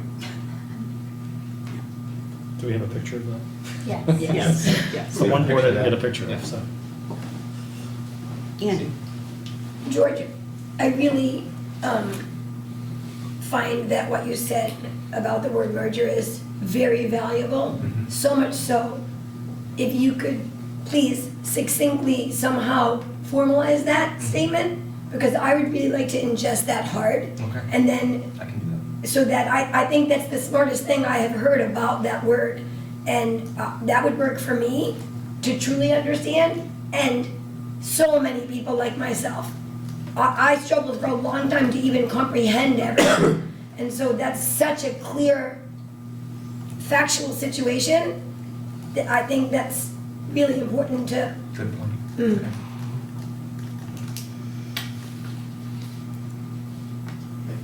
Hey, just a quick second before. Just a quick second, Bob, before, I just want to make sure that the board has had an opportunity, and then, yeah. No, we'll absolutely have time for public comments. Just hold on a moment, though. I do want to make sure that, is there anything else on the board side? So to clarify, we're not coming up with this tonight, right? No. We're supposed to You're gonna come with it decide. next week. Yeah, right. I'm away. It's still your job. I'm away for a couple weeks. Yeah. Did you? No, good. Okay. Bob, please. Okay. George, I appreciate your explanation, and I'm thinking that since the word consolidation has been used the last 2 or 3 years, as I understand it, in part because we were not changing the charters of either entity, and merger is what has to happen in order to Change the create, do away with the old and create a new. So I think some connection between what has been going on with that kind of explanation would be really useful, just to Great. build on what you said. Thank you.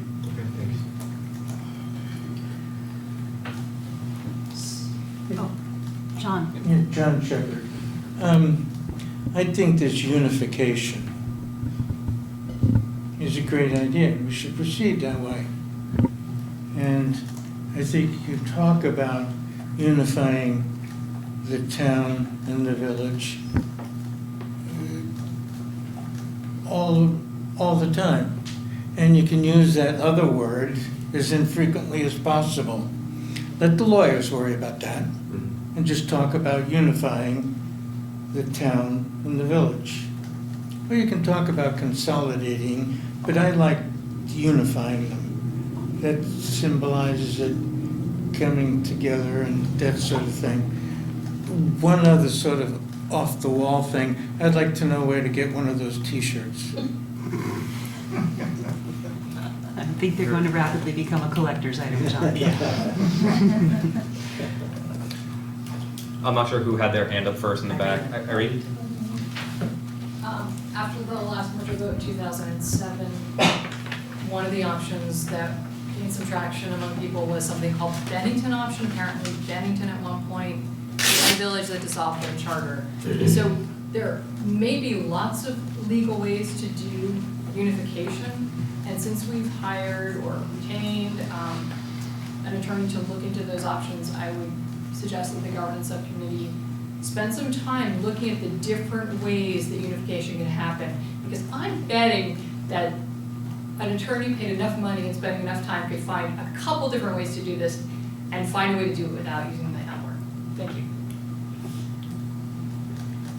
Annie Dunn Watson. I live on McGee Road, and that is, from what I understand, the town outside the village. But I really find all of this annoying, so hurry up and get this done.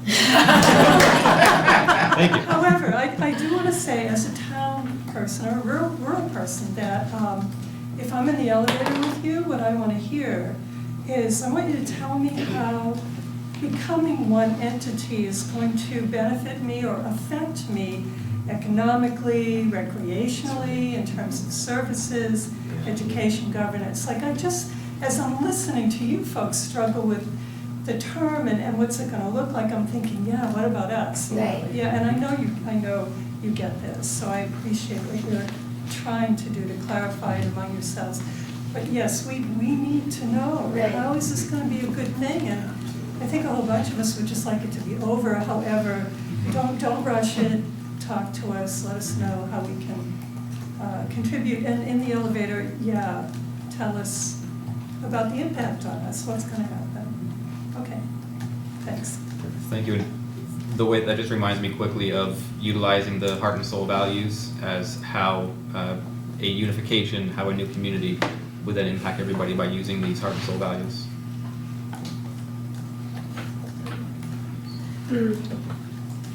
It's funny when you said that.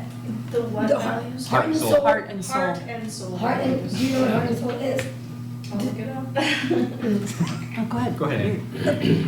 Well, I don't think I think I will waffle on. If someone can very succinctly say what heart and soul is for those who don't know. Do you know what heart and soul? We want to grant as a community. Are you going to say it? No, you go ahead, you take it away. We want to grant as. Well, I was so sad because I wanted to be on the committee. I was crushed. I wasn't on the committee, but we want to grant from The Orton Family the Orton Foundation. family of how much? 150. How much? 150, I think. And there was a lot of outreach to all of Essex to try to learn all the things you're talking about and deliver. And so they came up with a set of values, and there is videos still Yes, they're on. about that. Yep. That my high school age son killed himself over. And it was, worked very hard on. And I'm grateful for that work, and I'm glad that those values are something we're still looking at. Absolutely. All right. So we need to do a recommendation from each board. Yes. Andy? Just wanted to ask the question, what we intend to do with this elevator speech. I think the intention was that we were going to ask the governance subcommittee to come up with a very brief statement that each one of us could memorize and be able to talk to our residents about why we are exploring unifying in some way. Okay, so it's not intended to explain the final position, because we're nowhere near that yet. Right. So it's okay. Okay, thank you. It's like, if someone says, why are you guys doing this? Here's the answer. So we can stop It's talking. 2 sentences. Talking about it. That's it. And so we all say very similar things so that we all have common language and we don't, Yeah. It helps us work from the same place. Right. Yeah. Just wanted to make sure that was clear. Did you have your hand up? Oh, you keep doing that with your pad. Boy, it makes me think she's got that. It's a habit. It's okay. Do any of the select board members have any further comments or questions about this business item? Pat? Just very quickly, I mean, when you are creating this, I think the things that are important to me, the economic reasons, mentioning how a 20,000, 21,000 member community purchasing power is just great, potentially lower taxes for everyone. A public works where, you kind of know where the sidewalks are. We don't have 2 different resources out shoveling, wherever at different points of the day. I mean, I think the economic one's the recreation one, and I don't know. Those are the 2 big ones for me. I mean, I would just like to hear something in that. Perhaps we could ask the board members who are not on the subcommittee to send what their thoughts are, that they want to make sure that we consider idea as we write this. So- Drafts are welcome. Drafts are welcome. And then, Andy's gonna start writing now. Send them to, direct them to, I guess, your Evan. ideas.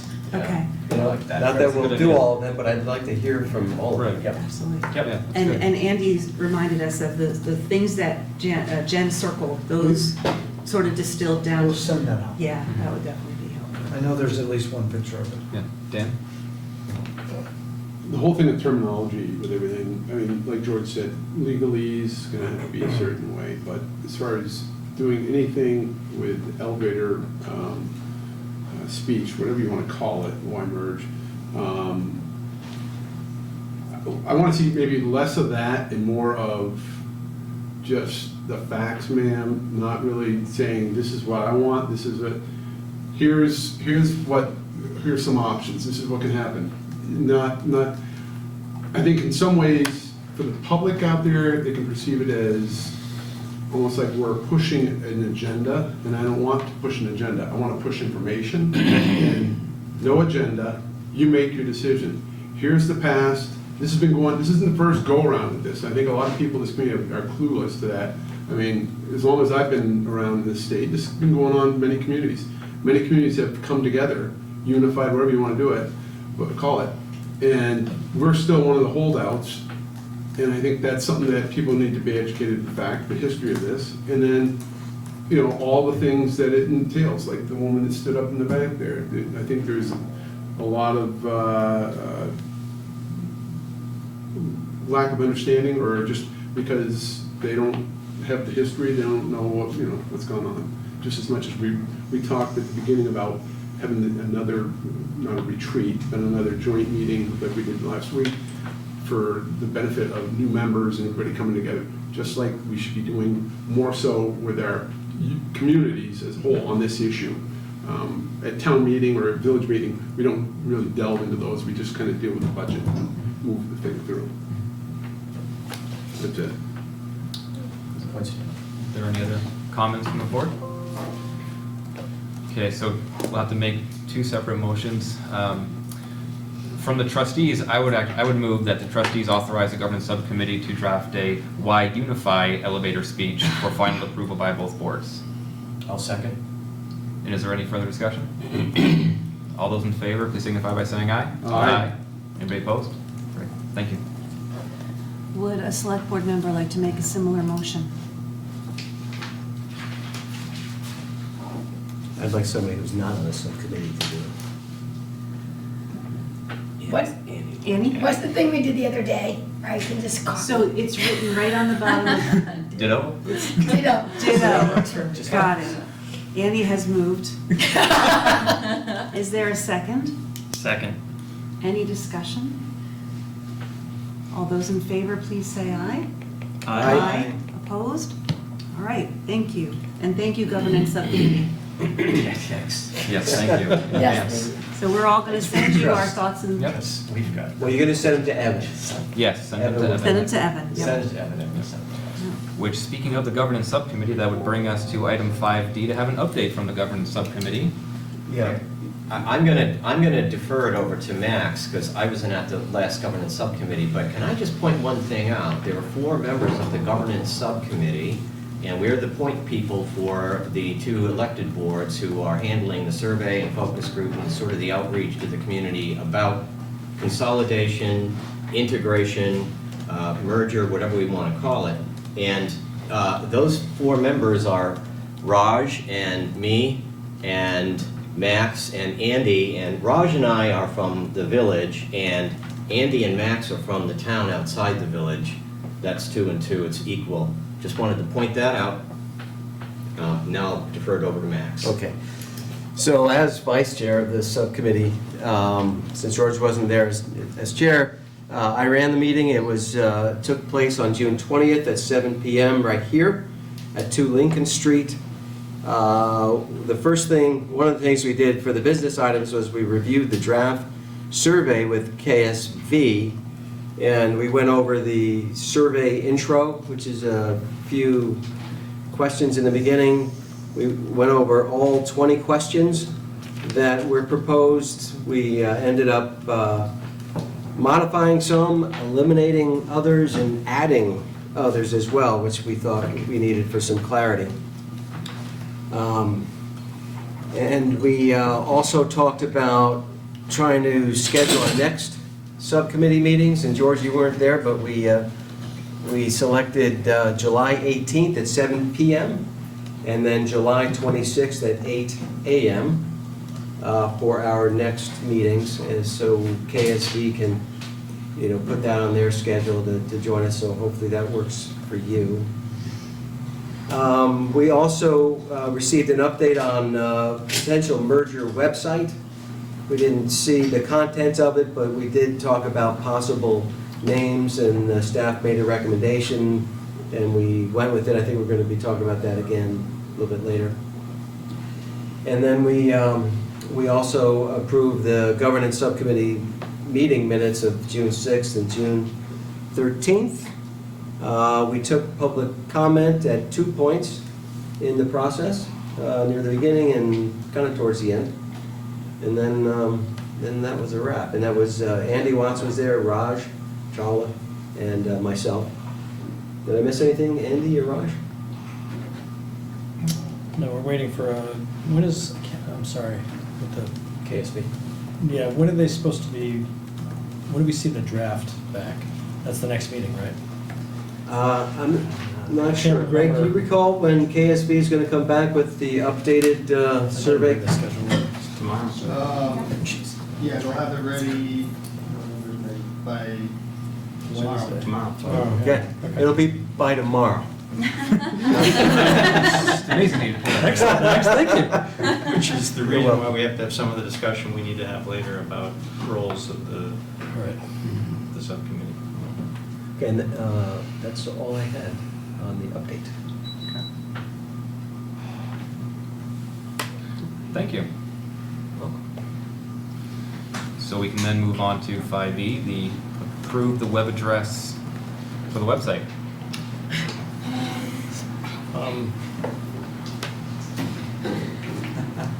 Are you gonna take this one, Raj? No, I had a thought, but I'm gonna wait for you. I was gonna turn this one over to, Is this Greg or Evan? yeah, 'cause it says from Ann, and she's not here, so. Yep, so speaking for Ann,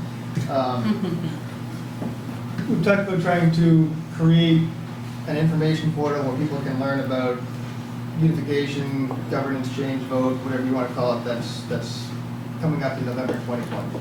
Want to keep people informed, want to give them history. So we're talking about doing a website that'll have information about what's being proposed, infographic about what's being proposed, the process, some history of the town and the village and past attempts at merger and separation.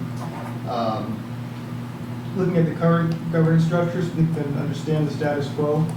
Also, answers to frequently asked questions, which can be updated throughout the process as they come in. And giving links to studies and reports that are associated with the current proposal. We looked at what the options are to build a website. Long story short, the recommendation is that we use Weebly, created Insight, to be fairly simple, fairly straightforward, not too dynamic, more just informational, hopefully still user-friendly and look okay aesthetically, but really just informational. Staff looked at a few websites that would be the potential home for it, and got another recommendation since then as well. The governance subcommittee took staff's recommendation for EssexMerger2020.org. Maybe that's going to change after tonight, but the idea was it's the top two choices were Essex Merger Vote 2020. It's a little bit of a mouthful if you're speaking actually, so type it in. Essex Merger 2020 was a little bit shorter. Fits the guidelines that tech people suggest for typing in website length. Another idea that has come in since then is Greater Essex 2020. The website's also available. So the governance subcommittee's recommendation was Essex Merger 2020, but by no means we hold it to that. Thank you. Raj, you said you wanted to hold off? Feeling ready? Greg alluded to my thought. After tonight's conversation, I wondered if we did want to revisit the governance subcommittee's recommended URL. Could you speak up? I was, based on tonight's conversation, I didn't know if we wanted to reconsider the domain name for the website. But You mean the word merger? the word merger. The F word is in there? Yeah, I mean, if, right, so a few minutes ago, we talked about How's everyone else? Take out mergers, I like- Essex 2020. How about Greater Essex 2020, which is the one that they've reserved? Are we going to make that sort of, word that, or a name that we're going to kind of publicize somehow and use a lot, or why would we choose that? That's up to you guys, Greater right? Essex. Assuming we get to the next business. Okay. Hold that thought. It would be my preference not to have a URL with the word merge. Frankly, as long as it doesn't say merger, I don't care if it's Greater Essex, if it's Essex 2020, if it's Unify Essex 2020. One Out of Essex those, they all 2020. sound good. I don't mind if we, those options, and then if the subcommittee were to go further from that. I see Annie has a hand up. Essex2020.org is available. Oh, they've already done. No, I'm just saying no. Yeah. So we're only gonna go with those choices that they've reserved? what I'm trying to say is you don't need to search for that because No, I take care of it. but I wasn't gonna suggest one that we couldn't get. Right. So I had a quick look. I understand. That's all I did. I wasn't trying to do their job. I do have a slight concern. I love GreaterEssex.org a lot. A lot. I love it. I think it's great. I have a Hold on. concern. What? Nothing. Go ahead. I would love the joke. I'll You tell said Greater Essex, it's great, that's all, and I thought that was. Well, I fear that, make it great again, I worry that we love Essex already. And I would hate to make anyone think that we thought it had to be like that, you know what I mean? Well, let me explain the genesis of that. Yes, and I love it. So a couple weeks ago, we had the pleasure of hosting Liz Gamache, former mayor of St. Albans, and Emerson Lynn, former owner of the Essex Reporter, and Jim O'Rourke, the current owner of the Essex Reporter.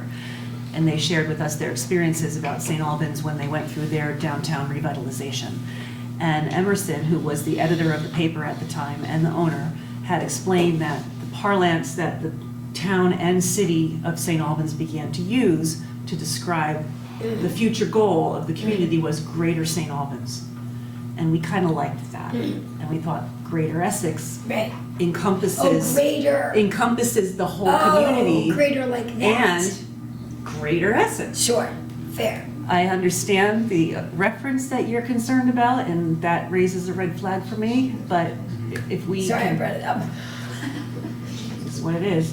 So that's a discussion for both boards to decide. I think that if we're gonna worry about somebody taking that, I mean, I'm not, that's ridiculous to insinuate that. I'm happy to hear it because I actually want it. I want Greater Because then you could Essex. say mega, make Essex, you know, but, you know. Okay, so. I'd like to make a motion. Thank you, Dan. So we could either figure out the URL we want now, or we could give some options that I've already, or we could just say to the subcommittee, you've heard some options, Oh, go please forward, make a good luck. decision, guys. Let's make it We have to make Just I make have to make a recommendation. Done. And that's what our task is this evening. So, is there So any? You're gonna have to live with it. One Essex or Greater Essex? Greater Essex. Greater Pat? Essex. I think we're running with that, Greater Essex. Great. Yeah, like it's been used pretty frequently in meetings since then, so can I put forward the motion? Go for it. I move that we. Make a decision and don't Yeah. waver. I move that the select board approve the use of GreaterEssex2020.org for the address of the merger website. I second. Any discussion? Andy? We just went through Pepe the Frog, right, recently at the high school, and we're using the word great, and 20, in association with 2020. I have some reservations about that, right? I am having trouble understanding the connection between So a misconstrued you've got event a, and the you've high got a school. national candidate that's using Using great. the word great, right, in an election in 2020. I think we're And all we're- better than that. Well, I'm not sure that I would make the connection intuitively. I don't Okay. think the connection is there. I think we're all right. I get the point, but I'm not sure that there's a clear line there. I can see what we're saying. I can also see, Andy, you're 1 of 10, and so if 10% of the population says, "What is this?"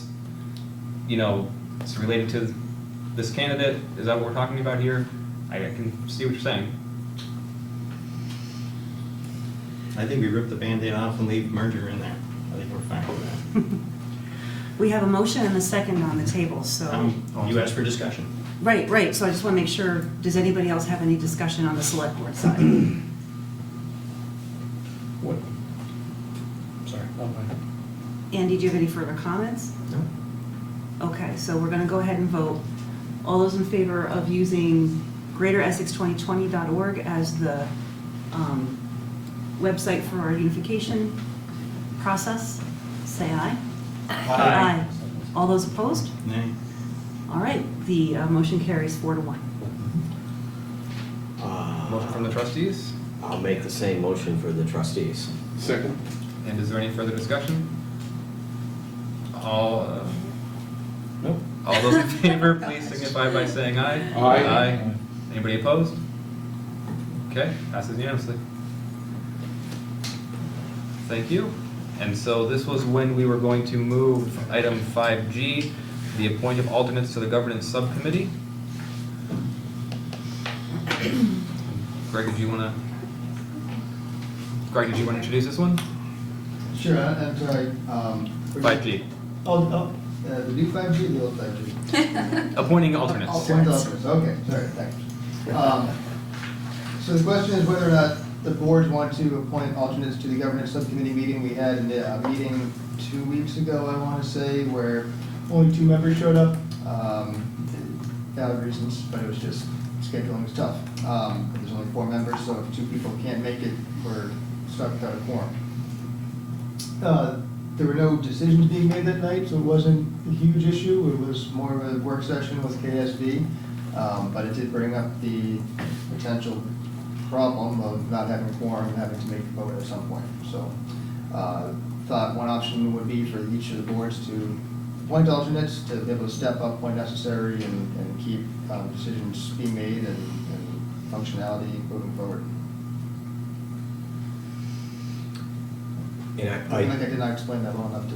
Yeah, I think the thing is that if I can jump in, Greg, I didn't mean to, I'd take it away, but it was kind of, I'm sorry, I have to apologize. It was kind of like a mutual idea on the subcommittee, because we're kind of tied to KSB's schedule, and we've given them a lot to do, and they've got 3 major pieces of work to get done by mid-October, and when they're ready to meet with us, we don't want to say, okay, our next meeting will be, in August 15th or something like that. We have to meet with them when they're ready, and that caused some conflicts with just the 4 of us. So we thought, why not have each of us appoint some alternates, so that if I can't make it, like I wasn't able to last week, someone else can come, so that we can kind of keep the ball moving forward. That really is just the whole concept. But we didn't want to do it separately. We didn't want the trustees to appoint alternates without the select board doing it, and vice versa. So we thought we would hold off and do it all at once at the same table, so we all agree on appointing alternates. Okay? But if the subcommittee doesn't really have any power to make decisions, it's really not going to slow up the process. If we don't have a quorum, we just can't approve the minutes, really, right? That's about the only thing we can approve. I mean, it's a good point. It's just, did we want to have, if we have 4 slots there representing the 2 boards, did we want to make sure that there's always representation from, equal representation from the 2 boards, always present at the table? I mean, I can't imagine it happening, but for example, if some night you and Andy can't make it, well then, we've got 2 village people on the subcommittee, running the show, and that might, raise hackles, so, and vice versa. So we just thought, let's have alternates. Annie? Just to be clear, if 2 village residents are at the meeting, so also are 2 town residents. Yes. And I really feel very strongly that it's the most valuable thing we can remember, that those of us that are village residents are also town residents. And we do, Great. and I do, I can assure you, and I think Raj, speaking for Raj, I think Raj does too, but I think the thing is that we're trying to be as sensitive Sure. as we possibly can Sure. to all political concerns. We're trying to depoliticize this thing I to the appreciate greatest extent possible. Great. And it's really about representing the board, the other board. Yes. So even if it's, that is true. Good point, Raj. If it were George and I, we would not be representing, there was nobody representing the select board. Sure, fair. So it's more about That makes board sense. representation Sure. than it is about. Greg? Yeah, and part of the reason we're having this discussion is Because with KSB, as George said, they're on a tight timeline. There are going to need to be decisions that are made. That's the next item on the agenda. But when can the select board give approval to KSB to move forward on survey questions, on focus group screenings, on everything else? And if it's an appointed subcommittee, And if they are gonna be given some decision-making authority by the rest of the boards, they're gonna have to have a quorum at some of these meetings. That's right. Yes. We think it's a good idea. Yeah. To keep things moving. Andy? Going to be consistent and express my concern about having 3 board members appointed to a subcommittee with the risk of inadvertent violation of open meeting law by having a 3-way discussion about town business or village business, similar to the fact that we don't have email discussions, right? If a regular member and an alternate member attend a meeting and then one of them tells the regular member what happened there, then you've got a 3-way discussion that has happened outside of a public meeting. That's the way I view it, and I understand others have different views on that. So I have, once again, I'm being consistent, have reservations about having 3 appointed members on a subcommittee with the potential of establishing a quorum outside of a warned public meeting. Rather than appoint alternates, I would like to propose that we appoint Evan as a member with Greg as an alternate, so that quorum can be established by having the presence of 2 appointed members, two appointed board members plus one or the other or both with only 1 vote of Evan and Greg, so that you can you can establish a quorum We by can't having establish. 2 members. I'm sorry, should I stop? Excuse me, I was interrupting you. Please continue. The quorum would be established by 2 board members plus 1 member of staff if we were to appoint a member of staff to the committee also. It's our committee, it's our collective committee. We can appoint whomever we choose to it, so I don't think there's any restriction that the members of the subcommittee have to be elected officials. So I'm to avoid the issue of potential open meeting violation of a 3-way conversation between members of the same board, establishing quorum outside of an open meeting. I'd prefer to have board members appointed to make up the 3rd person of a potential short quorum for a meeting. Can I just, I'm not clear on, I didn't mean to interrupt, I'm just not clear on one point. When would this 3-way conversation take place that you're concerned about? I'm not clear on how that happens. So if we have a meeting on July 18th and I'm not there. Right. And Pat's there. And Pat's there. On the 19th, I call Pat and ask him what happened at the meeting. That's a 3-way conversation. Don't call Pat. Just, you don't call Pat. Well, how do I find out what happened? You find out at the minutes, find out when we publish our Yeah. minutes. You don't have any personal contact with him. I mean, I didn't mean to cut you off, but that's what I'm saying. I don't see a mechanism where we would have to make sure that we establish that other than rule. voluntarily seeking that contact, I don't see how it happens. Do you see what I'm saying, Andy? Yep. Max has had his hand up, and then Amber. Yeah, I don't want to put Evan or Greg in that uncomfortable position of accidentally getting political. Yeah. Yeah. We need to keep them the heck away from that. And also their So village I think it needs to residents. be other board members, and I would say not just 1 alternate, but a 2nd alternate. And the responsibility of the person that can't make the meeting would be to contact their alternate and say, tag, you're it. Yes. If they say, sorry, I can't either, then that board member subcommittee member needs to go to the 2nd alternate. Right, okay. If that was not available, we need to let the chair of the board and Evan know that maybe we're not going to have a quorum or whatever. And I would recommend that we just look at the minutes. You don't have to have a conversation at all, right? Just make sure you read the minutes before you go there. And I think we can avoid the concern that I think Andy brought up.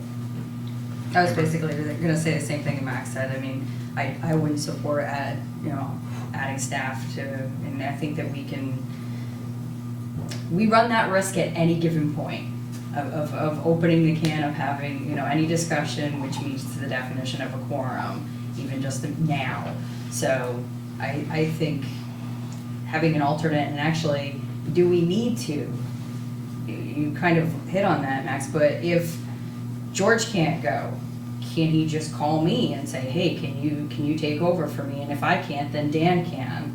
Or, you know, and just keep going through. Can we all agree that we're going to pick up the slack for the rest of, you know, along the way? Do we need to say Amber's an alternate? We're all alternates. Right.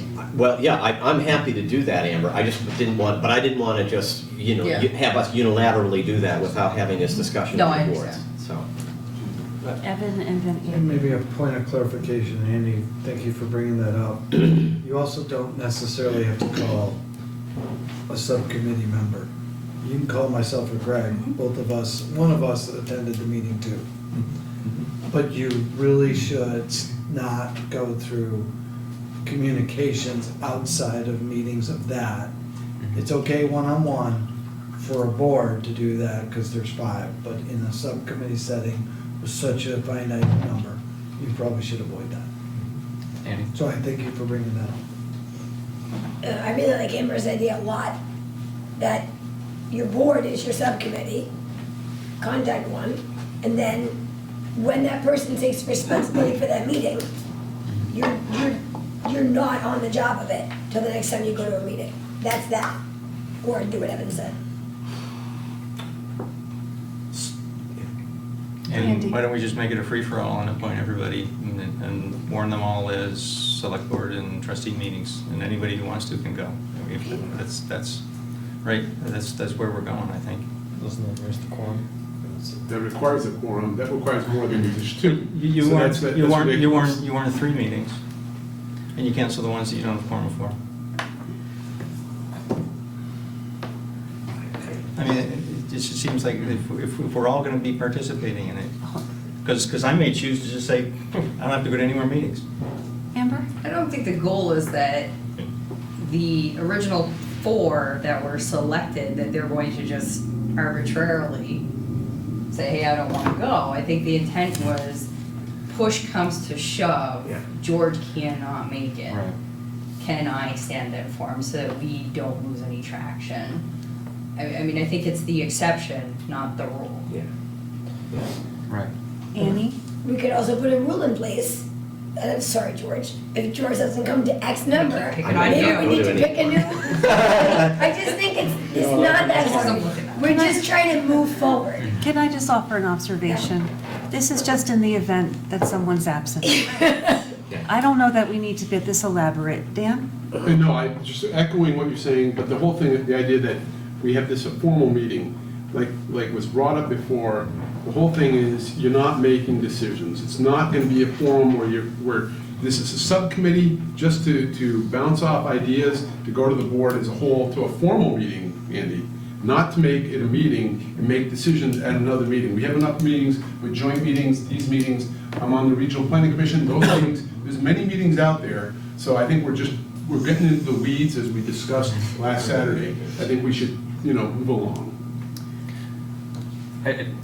They are, so one of the next agenda items is going to be potentially to authorize the subcommittee to make decisions with regards to outreach, so they may make some, but at that point in time, I think that with what we're all saying about how we can appoint an alternate, somebody can't make it, whoever that is, maybe it's Raj this time, Raj can't make it, Raj calls somebody else, and then we go. Right. Yeah, let's leave it, sorry. Go ahead. I would leave it at 1. Mm-hmm. You know, let's keep it as formal as possible. Everybody wants the continuity, everybody on the committee wants Yeah. wants the continuity. This is hard enough trying to play catch up when you can't play catch up, when you're going.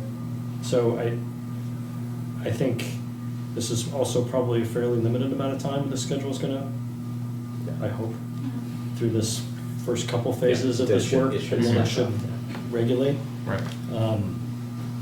And I think our next 6 weeks look fine. So really, we're not talking about I don't think we're talking about a whole lot of time, Mm-hmm. maybe through September. So, and we're already scheduled out in July. So, I think one alternate, if that meeting has to have a decision made, it doesn't have to. Why wouldn't we want to do 2 alternates? Just so we can see who the primary one is, because maybe that person says, yeah, they. I guess I don't they feel have strong about more. it. I'm just trying to move it along. Yeah, don't know. I would suggest we do a first and a second alternate. I mean, that's not unheard of in other committees. And that way, our chance of having all 4 people there are much higher. Andy? Is the intent to fill all absences or only two absences would result in lack of That's a quorum? fair question. I'm not. Can you say that again? Try that, say that again? So if Raj isn't there and the three of us are there, there's still quorum Right. Of the subcommittee. of the subcommittee. Right. So are we trying to fill all absences or only if both Raj and I aren't there, then you have no quorum? And then you need one member, but I guess then the question is, which one does it come from? I answered my own question, you need to. Great. Thank you. Sorry. So you're saying the intent would be to fill 4 seats, just to make sure that. That's that, I just wanted to clarify, do we just want to establish quorum or do we want to fill 4 seats? The problem with only filling quorum is then you have an imbalance. So if you have 2 people missing, you need two alternates. I'm clarifying this. So it sounds like the consensus is to appoint 2 alternates, a first alternate and a second alternate. Yep. Not consensus, it sounds like a direction. I'm sure we should have a motion. So, from the trustees' side, who would like to be the first alternate? Amber, Dan, either of you want it? No. I'll gladly step up. I'll You'll be do the it? first alternate. Amber, do you want second alternate? Or do you want me to take it? Sure, I guess I'll take it. Okay. So then I would make the motion for the trustees that Dan is the first alternate for the governance subcommittee with Amber being the second alternate. Second. Any further discussion? All those in favor, please signify by saying aye. Aye. Is anybody opposed? Thank you. Would any of the select board members like to nominate themselves to be the first alternate? Annie? Very excited. Annie is his first. And can we have a nominee for the second alternate? I actually work Thursday evenings, so. Might not be Thursday. Yeah, it might not be Thursday. I don't think we have a Thursday, do we? Oh, no, I thought it was. It's probably. You'd be the second You alternate. work every Yeah, you'd be the second alternate, Pat. The chances are really slim. He's not going. He said yes, he said yes. Okay, so we have Annie as first alternate, Pat as second alternate. Any discussion? Can we second that slate of nominees? Second. All those in favor, please signify by saying aye. Aye. Aye. Opposed? Nay. Thank you. Okay, so going on to what was 5F is now 5G, the determination of the role and authority of the governance subcommittee. Greg, you want to do this one again? Yeah, I know where I'm at now, too. You good? You're welcome. As we just discussed, there might be some times when the governance subcommittee could be in a position to try to make a decision to keep things moving forward, particularly with the public engagement and outreach project that KSB is working on. Just for instance, review of survey questions. They need direction, they need some sort of approval to go forward. Once those survey questions are finalized, before they go out, they need some sort of approval to put them out. So rather than waiting until the next joint board meeting and getting full board approval, thought is to give the governance subcommittee some additional responsibility to be able to authorize KSB to move forward. They're essentially acting as a steering committee for this process. Is the board, the rest of the board's okay with them giving formal approval to KSB. The next piece of that is KSB, they have a schedule set up that was earlier in your packets prior to this agenda item. But moving forward, and as we talked about, they have a really detailed schedule every few days. They're looking for approval to move forward on some of these things. So one of the ways to do that is to authorize staff to give assent once the subcommittee has basically signed off on it. And I'm not looking by any means for staff to take over this project, but just in the interest of cutting down on meetings and keeping things moving. Maybe staff can give the sign off on, yes, that was what was talked about. So for instance, the last meeting KSB came in, they met with the governance subcommittee on the survey questions. There was an editing session with the board, with the governance subcommittee and the public had a chance to weigh in. Staff took notes, KSB took notes. They're going to be sending in their final version tomorrow. Does the governance subcommittee need to meet to say, yes, that's what we talked about? Or do you entrust staff with saying, yes, that's what the governance subcommittee had approved? So that's the gist of it, as to why this is before you. And again, it's trying to keep things expedient, try to keep things moving forward on a tight timeline. See, Amber? I was just gonna say, like, I'll start and say, I totally am in support of giving the governance subcommittee that authority to do that. We have a ton of stuff to do in this process that micromanaging every single piece of it is going to bog us down. So I'm okay with limiting it to, at least just talking about that for tonight, in the KSV work. And so with this, are we talking about the authority through to the completion of the KSV contract? Are you talking about phase 1 only, up to phase 2? What's the time factor here? What the request is? If it's up to me, I would say, I'm kind of torn. I don't want to necessarily lead bias the discussion in any way. But I would say my understanding is that it would be through the length of the current contract with KSV, because they've got a qualitative survey, a quantitative survey, and focus groups, and for which they might need immediate decisions. And so it would be pretty much for the length. And I would only add that I think the 4 of us on the subcommittee will make every effort that we can to come to the full boards about major decisions when we can do it.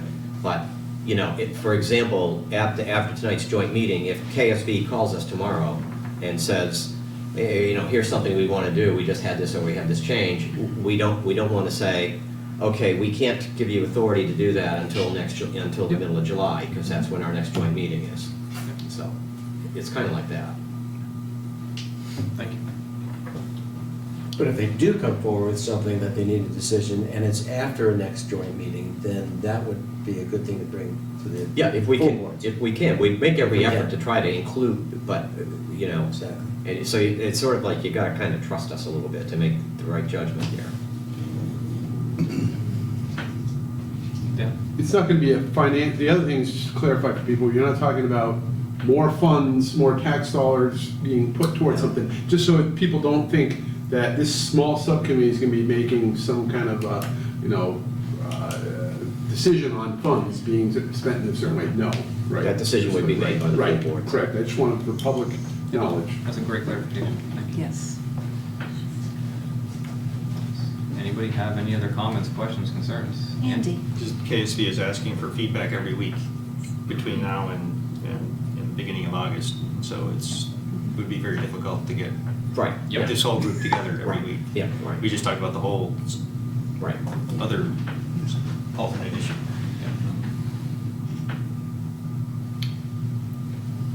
Anything else? Is there a motion from a trustee member? Or There are 2 motions? Yep. Maybe, do we want to address this one motion at a time? They're different. You can do both. Well, okay, give it a shot. Unless anyone's. I think we're looking for a motion, probably from one of the trustees who's not on the subcommittee, I would guess. I'm thinking. Or an alternate, sorry. Only one of us at that point, come on. There you go, Andrew. That's you. I'm going to do it one at a time. Just, Thank you. I will move that the trustees authorize the governance subcommittee to make decisions as the steering committee for to KSV for public outreach. Second. And is there any further discussion? No. All those in favor, please signify by saying aye. Aye. Is anybody opposed? Thank you. I'll make a motion that the trustees authorize staff to give final approval to documents vetted by the governance subcommittee. Is there a second? Second. Thank you. Any further discussion? All those in favor, please signify by saying aye. Aye. Is anybody opposed? Thank you again. Your turn.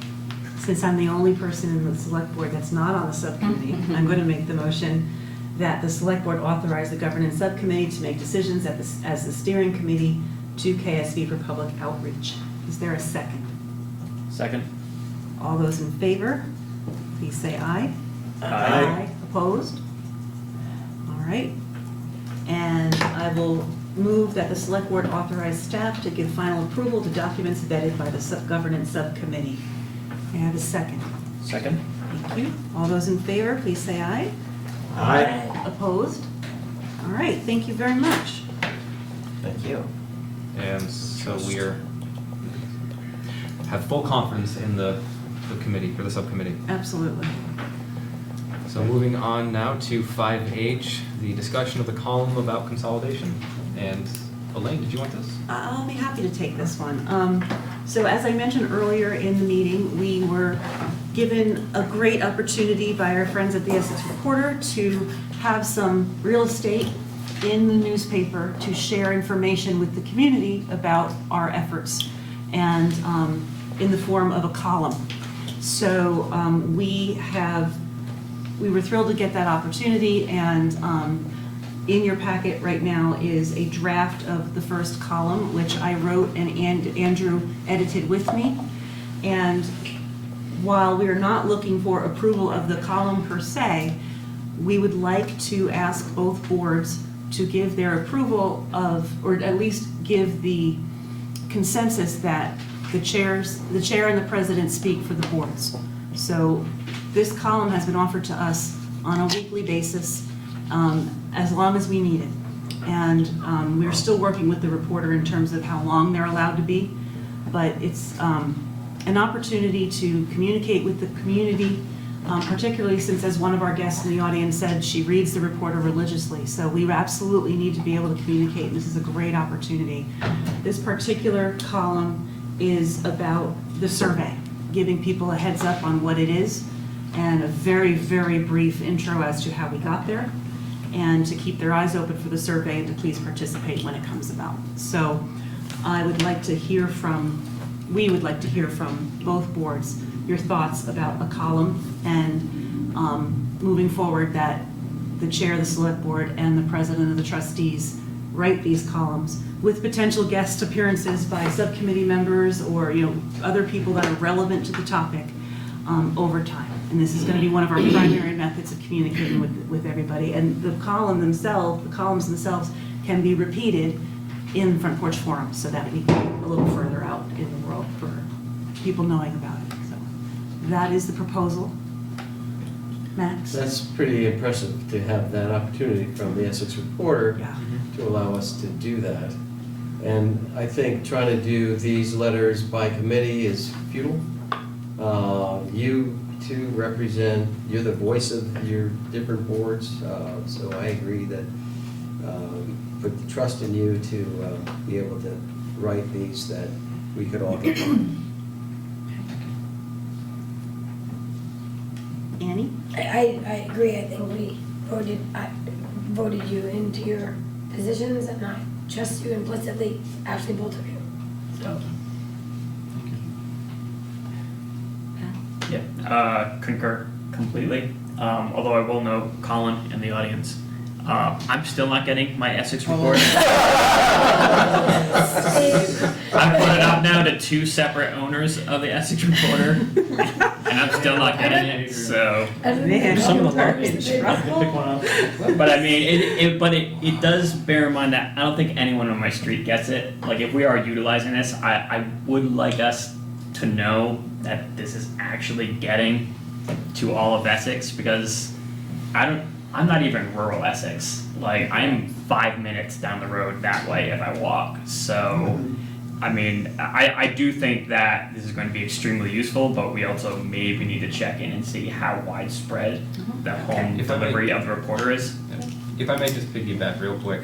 So, near neighbors, as somebody who lives on, within a condo complex on a street that has another 7 condo complexes on this one street, and I've spoken with representatives from each of those condo complexes, that none of us get the reporter. That's also partially why, when Elaine says it's going to be shared on Front Porch Forum, many of us do at least get that. It can be put on Facebook. There are multiple avenues that we can utilize to help share this beyond the reporter, which, while you greatly appreciate the opportunity to do this, to help recognize that there are still others that don't get it.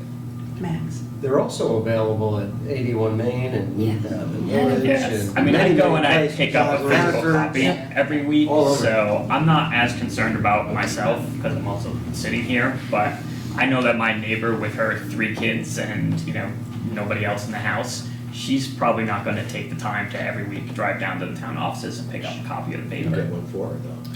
I can, I probably will, now that you bring it up. I didn't see. But, they are people who are going to vote. Yes. I didn't see Roger Amber. Which one had it first? Amber? Go ahead, Amber.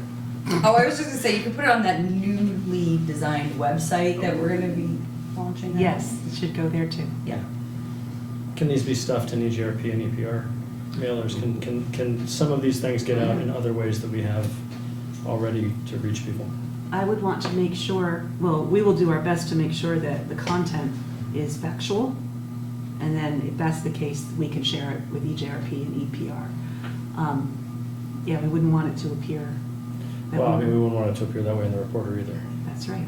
So That's right. it shouldn't be, if it's okay for the reporter. No, I understood, Yeah, but, yeah. you know, using a municipal email list for that purpose, you just need to be careful.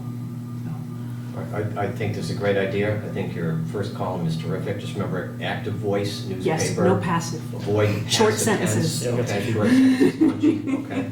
Avoid adjectives, write with verbs, okay? Thank you. We did talk about the word charter being sort of foreign to people. So if there's a way early on that you can define charter a different way, that's We going have to be more 72 appropriate. weeks between now and November 2020. So we have 72 opportunities to really get into, if we wanted to. Into the weeds. Really get into the weeds, just like we're not supposed to. Annie. I have a question for George. Oh, George, what years did you write for the Essex Reporter? I'm sorry? What years did you write? From when to when? Oh, God, it's sort of, I tried to blank that out. Probably from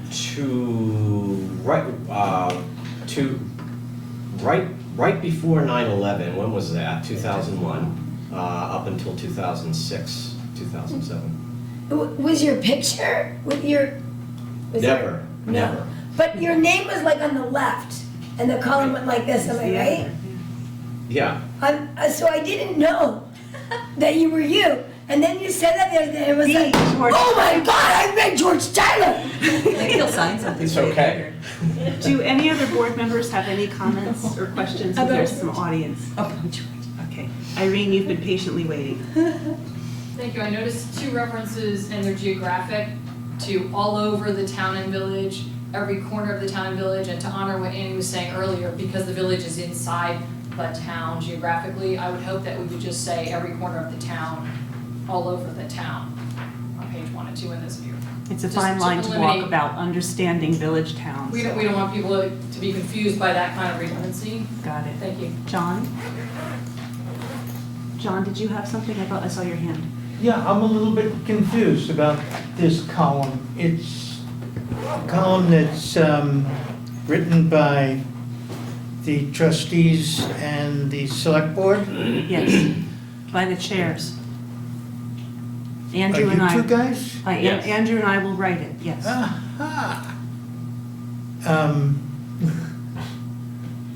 And this is on the subject of the unification.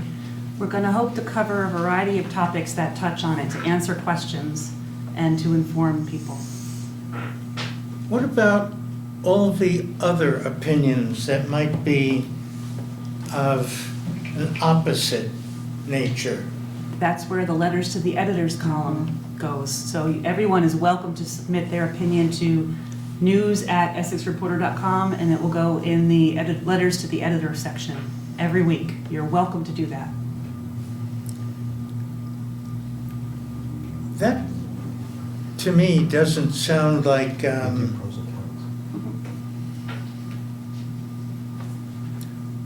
I have a lot of questions around, that'd be something I would wonder about Colin and the newspaper.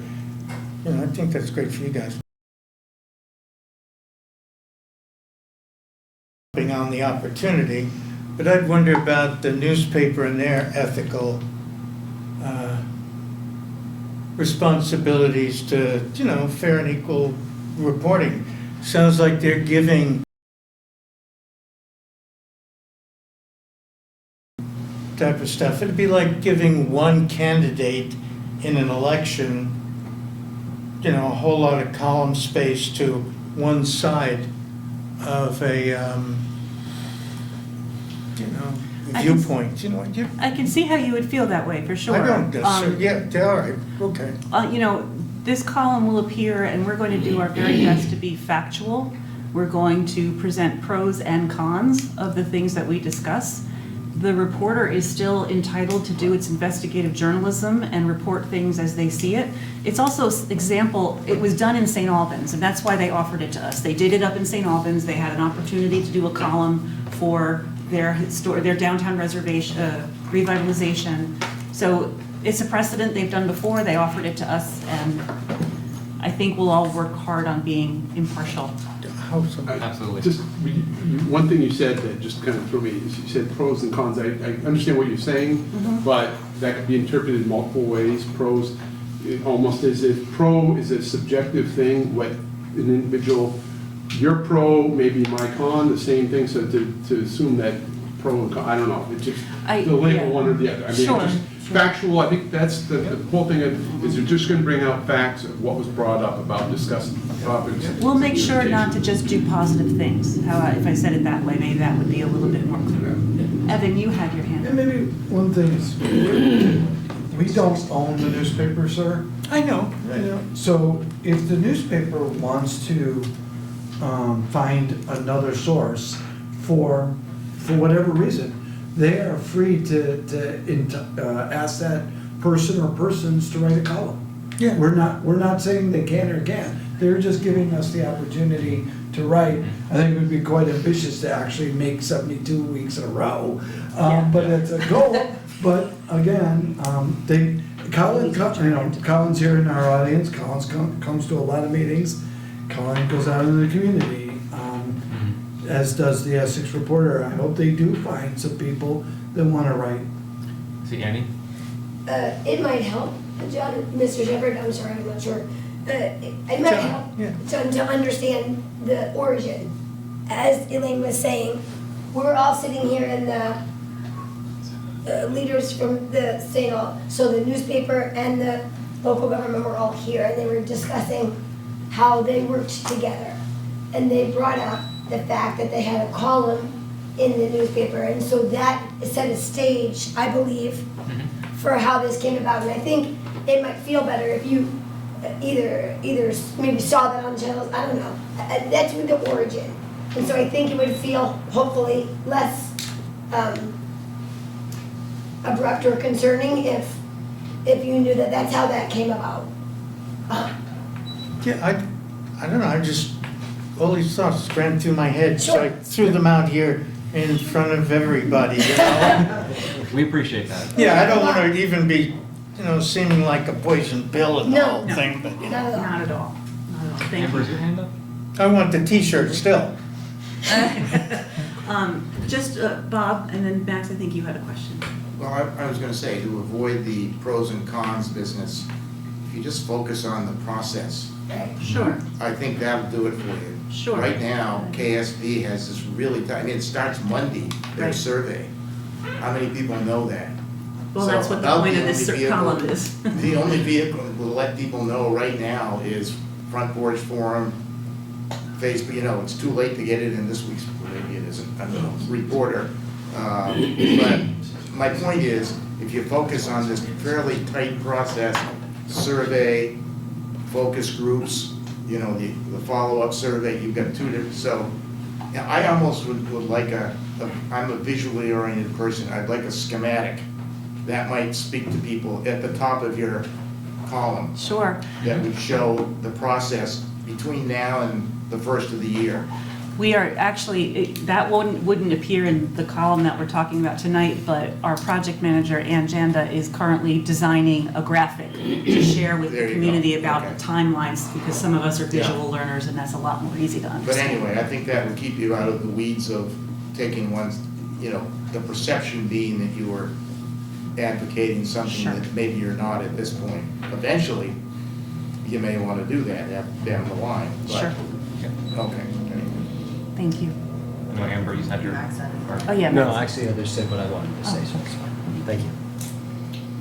I was just gonna ask, are you guys looking for a motion from us, or what kind of? I think it was more a sense of the board, that you guys are okay with that. Yep. Thank you for taking it on. And if any of you have topics that you want covered, or if you want to be byline on a particular week, please let us know. Andy? So if I choose to write an article, is there a vetting process? We didn't vet this one, so I'm just wondering, what's the process for doing that? When I submitted this column to Greg for the packet, it went to Evan and Ann and Greg, and they all read through it. And that's kind of the informal vetting process that we have, and they're serving as fact checkers to make sure that we're not going too far afield and for accuracy. So if you wanted to write a column, then you would submit it to them as well. And you had sent this to me as well before it got obviously. to staff. What I would also encourage is if you'd want to send it to both of us, in addition to sending it to staff. So I have a different criteria than this one had. I'm just trying to make sure we're following a consistent process. Well, if Elaine and I were the ones who said, yep, this looks good, go to staff, great, it's in, then that would be the same vetting process of Elaine and I look, yep, that looks good, goes to staff, yep, that's great, it's in. Just to be clear, because I don't know what the trustees' policy is, the select board has a policy that we need to identify that a particular, if we write something, that we have to say that it's our opinion if there's never been a discussion, official vote on that topic, to say that the select board has taken a specific position. I'm just reminding people Absolutely. of that. I'm not saying That's why our it's- communications policy was in the packet, to remind us of that. And while not a select board member, I would absolutely still respect that that's what the policy is and would do my best to follow the policy. Sorry, I couldn't keep my mouth shut. We didn't want you to. You don't need to. They didn't want you to. If you weren't going to talk, why would you be here? I mean, To establish quorum. Nice. All right, I think we're good. Thank you all for that discussion. so moving on to the consent agenda. Somebody from the trustees want to say something? I'll make a motion that we approve the minutes of the June 3rd, 2019 meeting. Second? And is there any further discussion? All those in favor, please signify by saying aye. Aye. Is anybody opposed? Thank you. Can I receive a motion from the select board to approve the consent agenda? The select board has already approved these minutes. Oh, pardon me, thank you. Never mind. Makes that even Awesome. easier. Moving on. So going on to the reading file, as a part of that, the board member comments.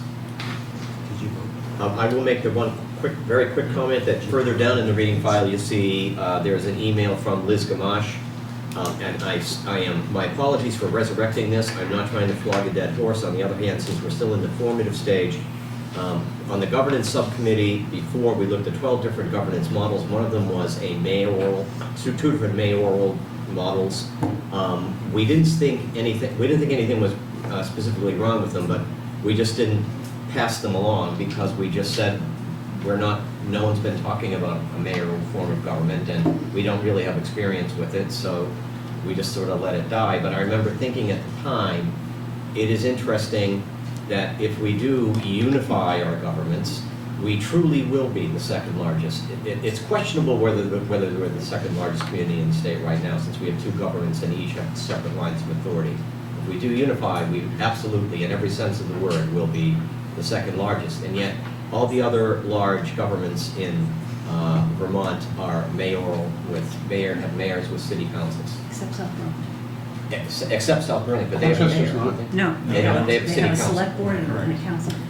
It just struck me at the time, I don't want to get into too specific, it just struck me at the time, I wish we had a mayor in here to say, here's what I see the advantage of, and then when Liz was here, there's still the town of St. Albans that has a select board and a chair, and I thought she would be in a good position to kind of give a contrast. So I took the liberty of asking a bunch of questions about mayors and what her experience was, and I think I sent it through you two first and Evan. I didn't want to take any liberties, but I thought it would be interesting to see what she had to say, and I thought her responses were pretty interesting, so I would encourage everybody to read her email.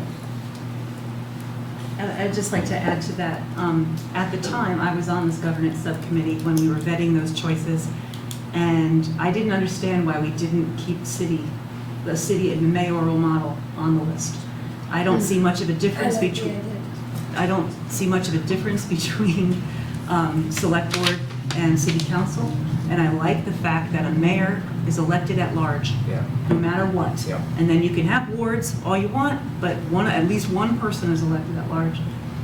I'd be open to the governance subcommittee reconsidering it, or whatever you want to do, but I just think it's an interesting idea. Well, one of the things I Especially thought for our size. we hadn't thought about was that that there's a mayor's council in Vermont, but you Yes. have to have a mayor to play. You gotta be a mayor. She said they're very successful in lobbying the state about issues that come up in diverse communities, larger diverse communities. Right. Things like housing and the opioid crisis and community development that aren't really impacting smaller communities, and lobbying the state to get aid and support for large communities. And they have a much bigger platform. So just an interesting thought. Right, considering that model Yeah. might be a way to help Essex advocate for itself Right. as a larger community, which is what we are. Along the time after you sent that, I had coffee with a mayor from another community and asked them similar questions, and very similar responses of the benefits. And yeah. So, yeah. It's worth talking about. Does anyone else have any board member comments? Annie? I agree with you. Oh, okay. Thank you. I wanted to bring up something that I'd like the governance subcommittee to talk about going forward. Our friend Mike from Channel 17 has approached the management of Channel 17 and me, asking about what Channel 17 can do to cover our work. Expanded coverage of some kind. Mike suggested an awesome man on the street kind of process where he's interviewing residents and getting some feedback from all corners of the community. So if I might hand that idea off to the governance subcommittee to perhaps think about how Channel 17 could be another avenue for us to communicate with the community about what we're doing. I think it's a brilliant idea, and Channel 17 has served us well over the years. And I'd love to take advantage of it. It's a great idea. Everyone's doing this. Max has the red shirt on today. I'll do it. I would be happy to help with that. All so, right. Yeah. Okay. No, we appreciate it, Mike. It is a great opportunity. We really do appreciate it. People caught my people. I think it's a great idea. Which is So a- we're talking about how we It's a can. very good idea. I'm just not sure what we would. Right, Oh, he's got a few Mike's ideas. got We a can- homework. They got ideas. Yeah. Nice. Mike's got a proposal, Nice. so. Well, I'll connect you all via email and we'll go from there. Okay. Are there any other board member comments? Hang on a second, just want to make sure if there's any other board member comments. Okay. I'll turn this over, you want to try it? I don't know what you were talking about. We're normally in sync. Well, we were, not for tonight, but we really appreciate how these meetings have been coming together with board and select board. And we're trying to be very sensitive to the number of meetings. And so we've been kicking around the idea of maybe sometime in the future, after the discharge ordinance in the town gets done, because that's gonna be long meetings, is do we think this is working, and/or an idea, the second phase of this is where we go to 2 meetings a month, joint meetings. First one is village, or whatever, and then the town joins in later. The second one is town first, join in later, and then you have the government subcommittee that's always, but you end up with 2 meetings a month. And they're scheduled, you figure out what days you wanna have them on, whether they're gonna be Monday first and Tuesday second, or just pick a day. You've checked your charters, you're allowed to decide your meeting schedules, but you would wanna do it far enough in advance. You have to talk to Channel 17. But just an idea of normalizing the meeting schedule. And not tonight. The consent agenda would need to be expanded probably. That was brought up at the other meeting, that was why I raised my hand. Andy brought it up, the whole idea that you're coming out with a meeting schedule on Friday, and then if the meeting's on Monday, there's no time for any amendments or anything like that, and to really get a full grasp of what, is gonna be. It's just something for a future discussion.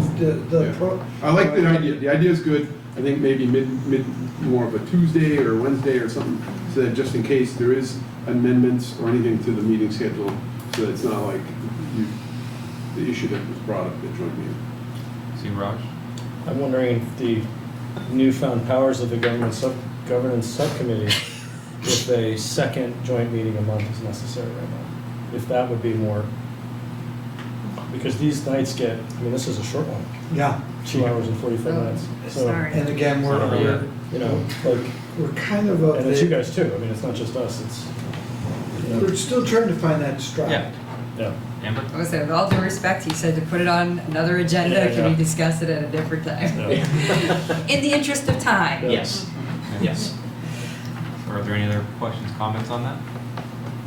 That brings us to the end of the agenda. Does somebody want, thank you. Is there a second to Amber's motion to adjourn? Second.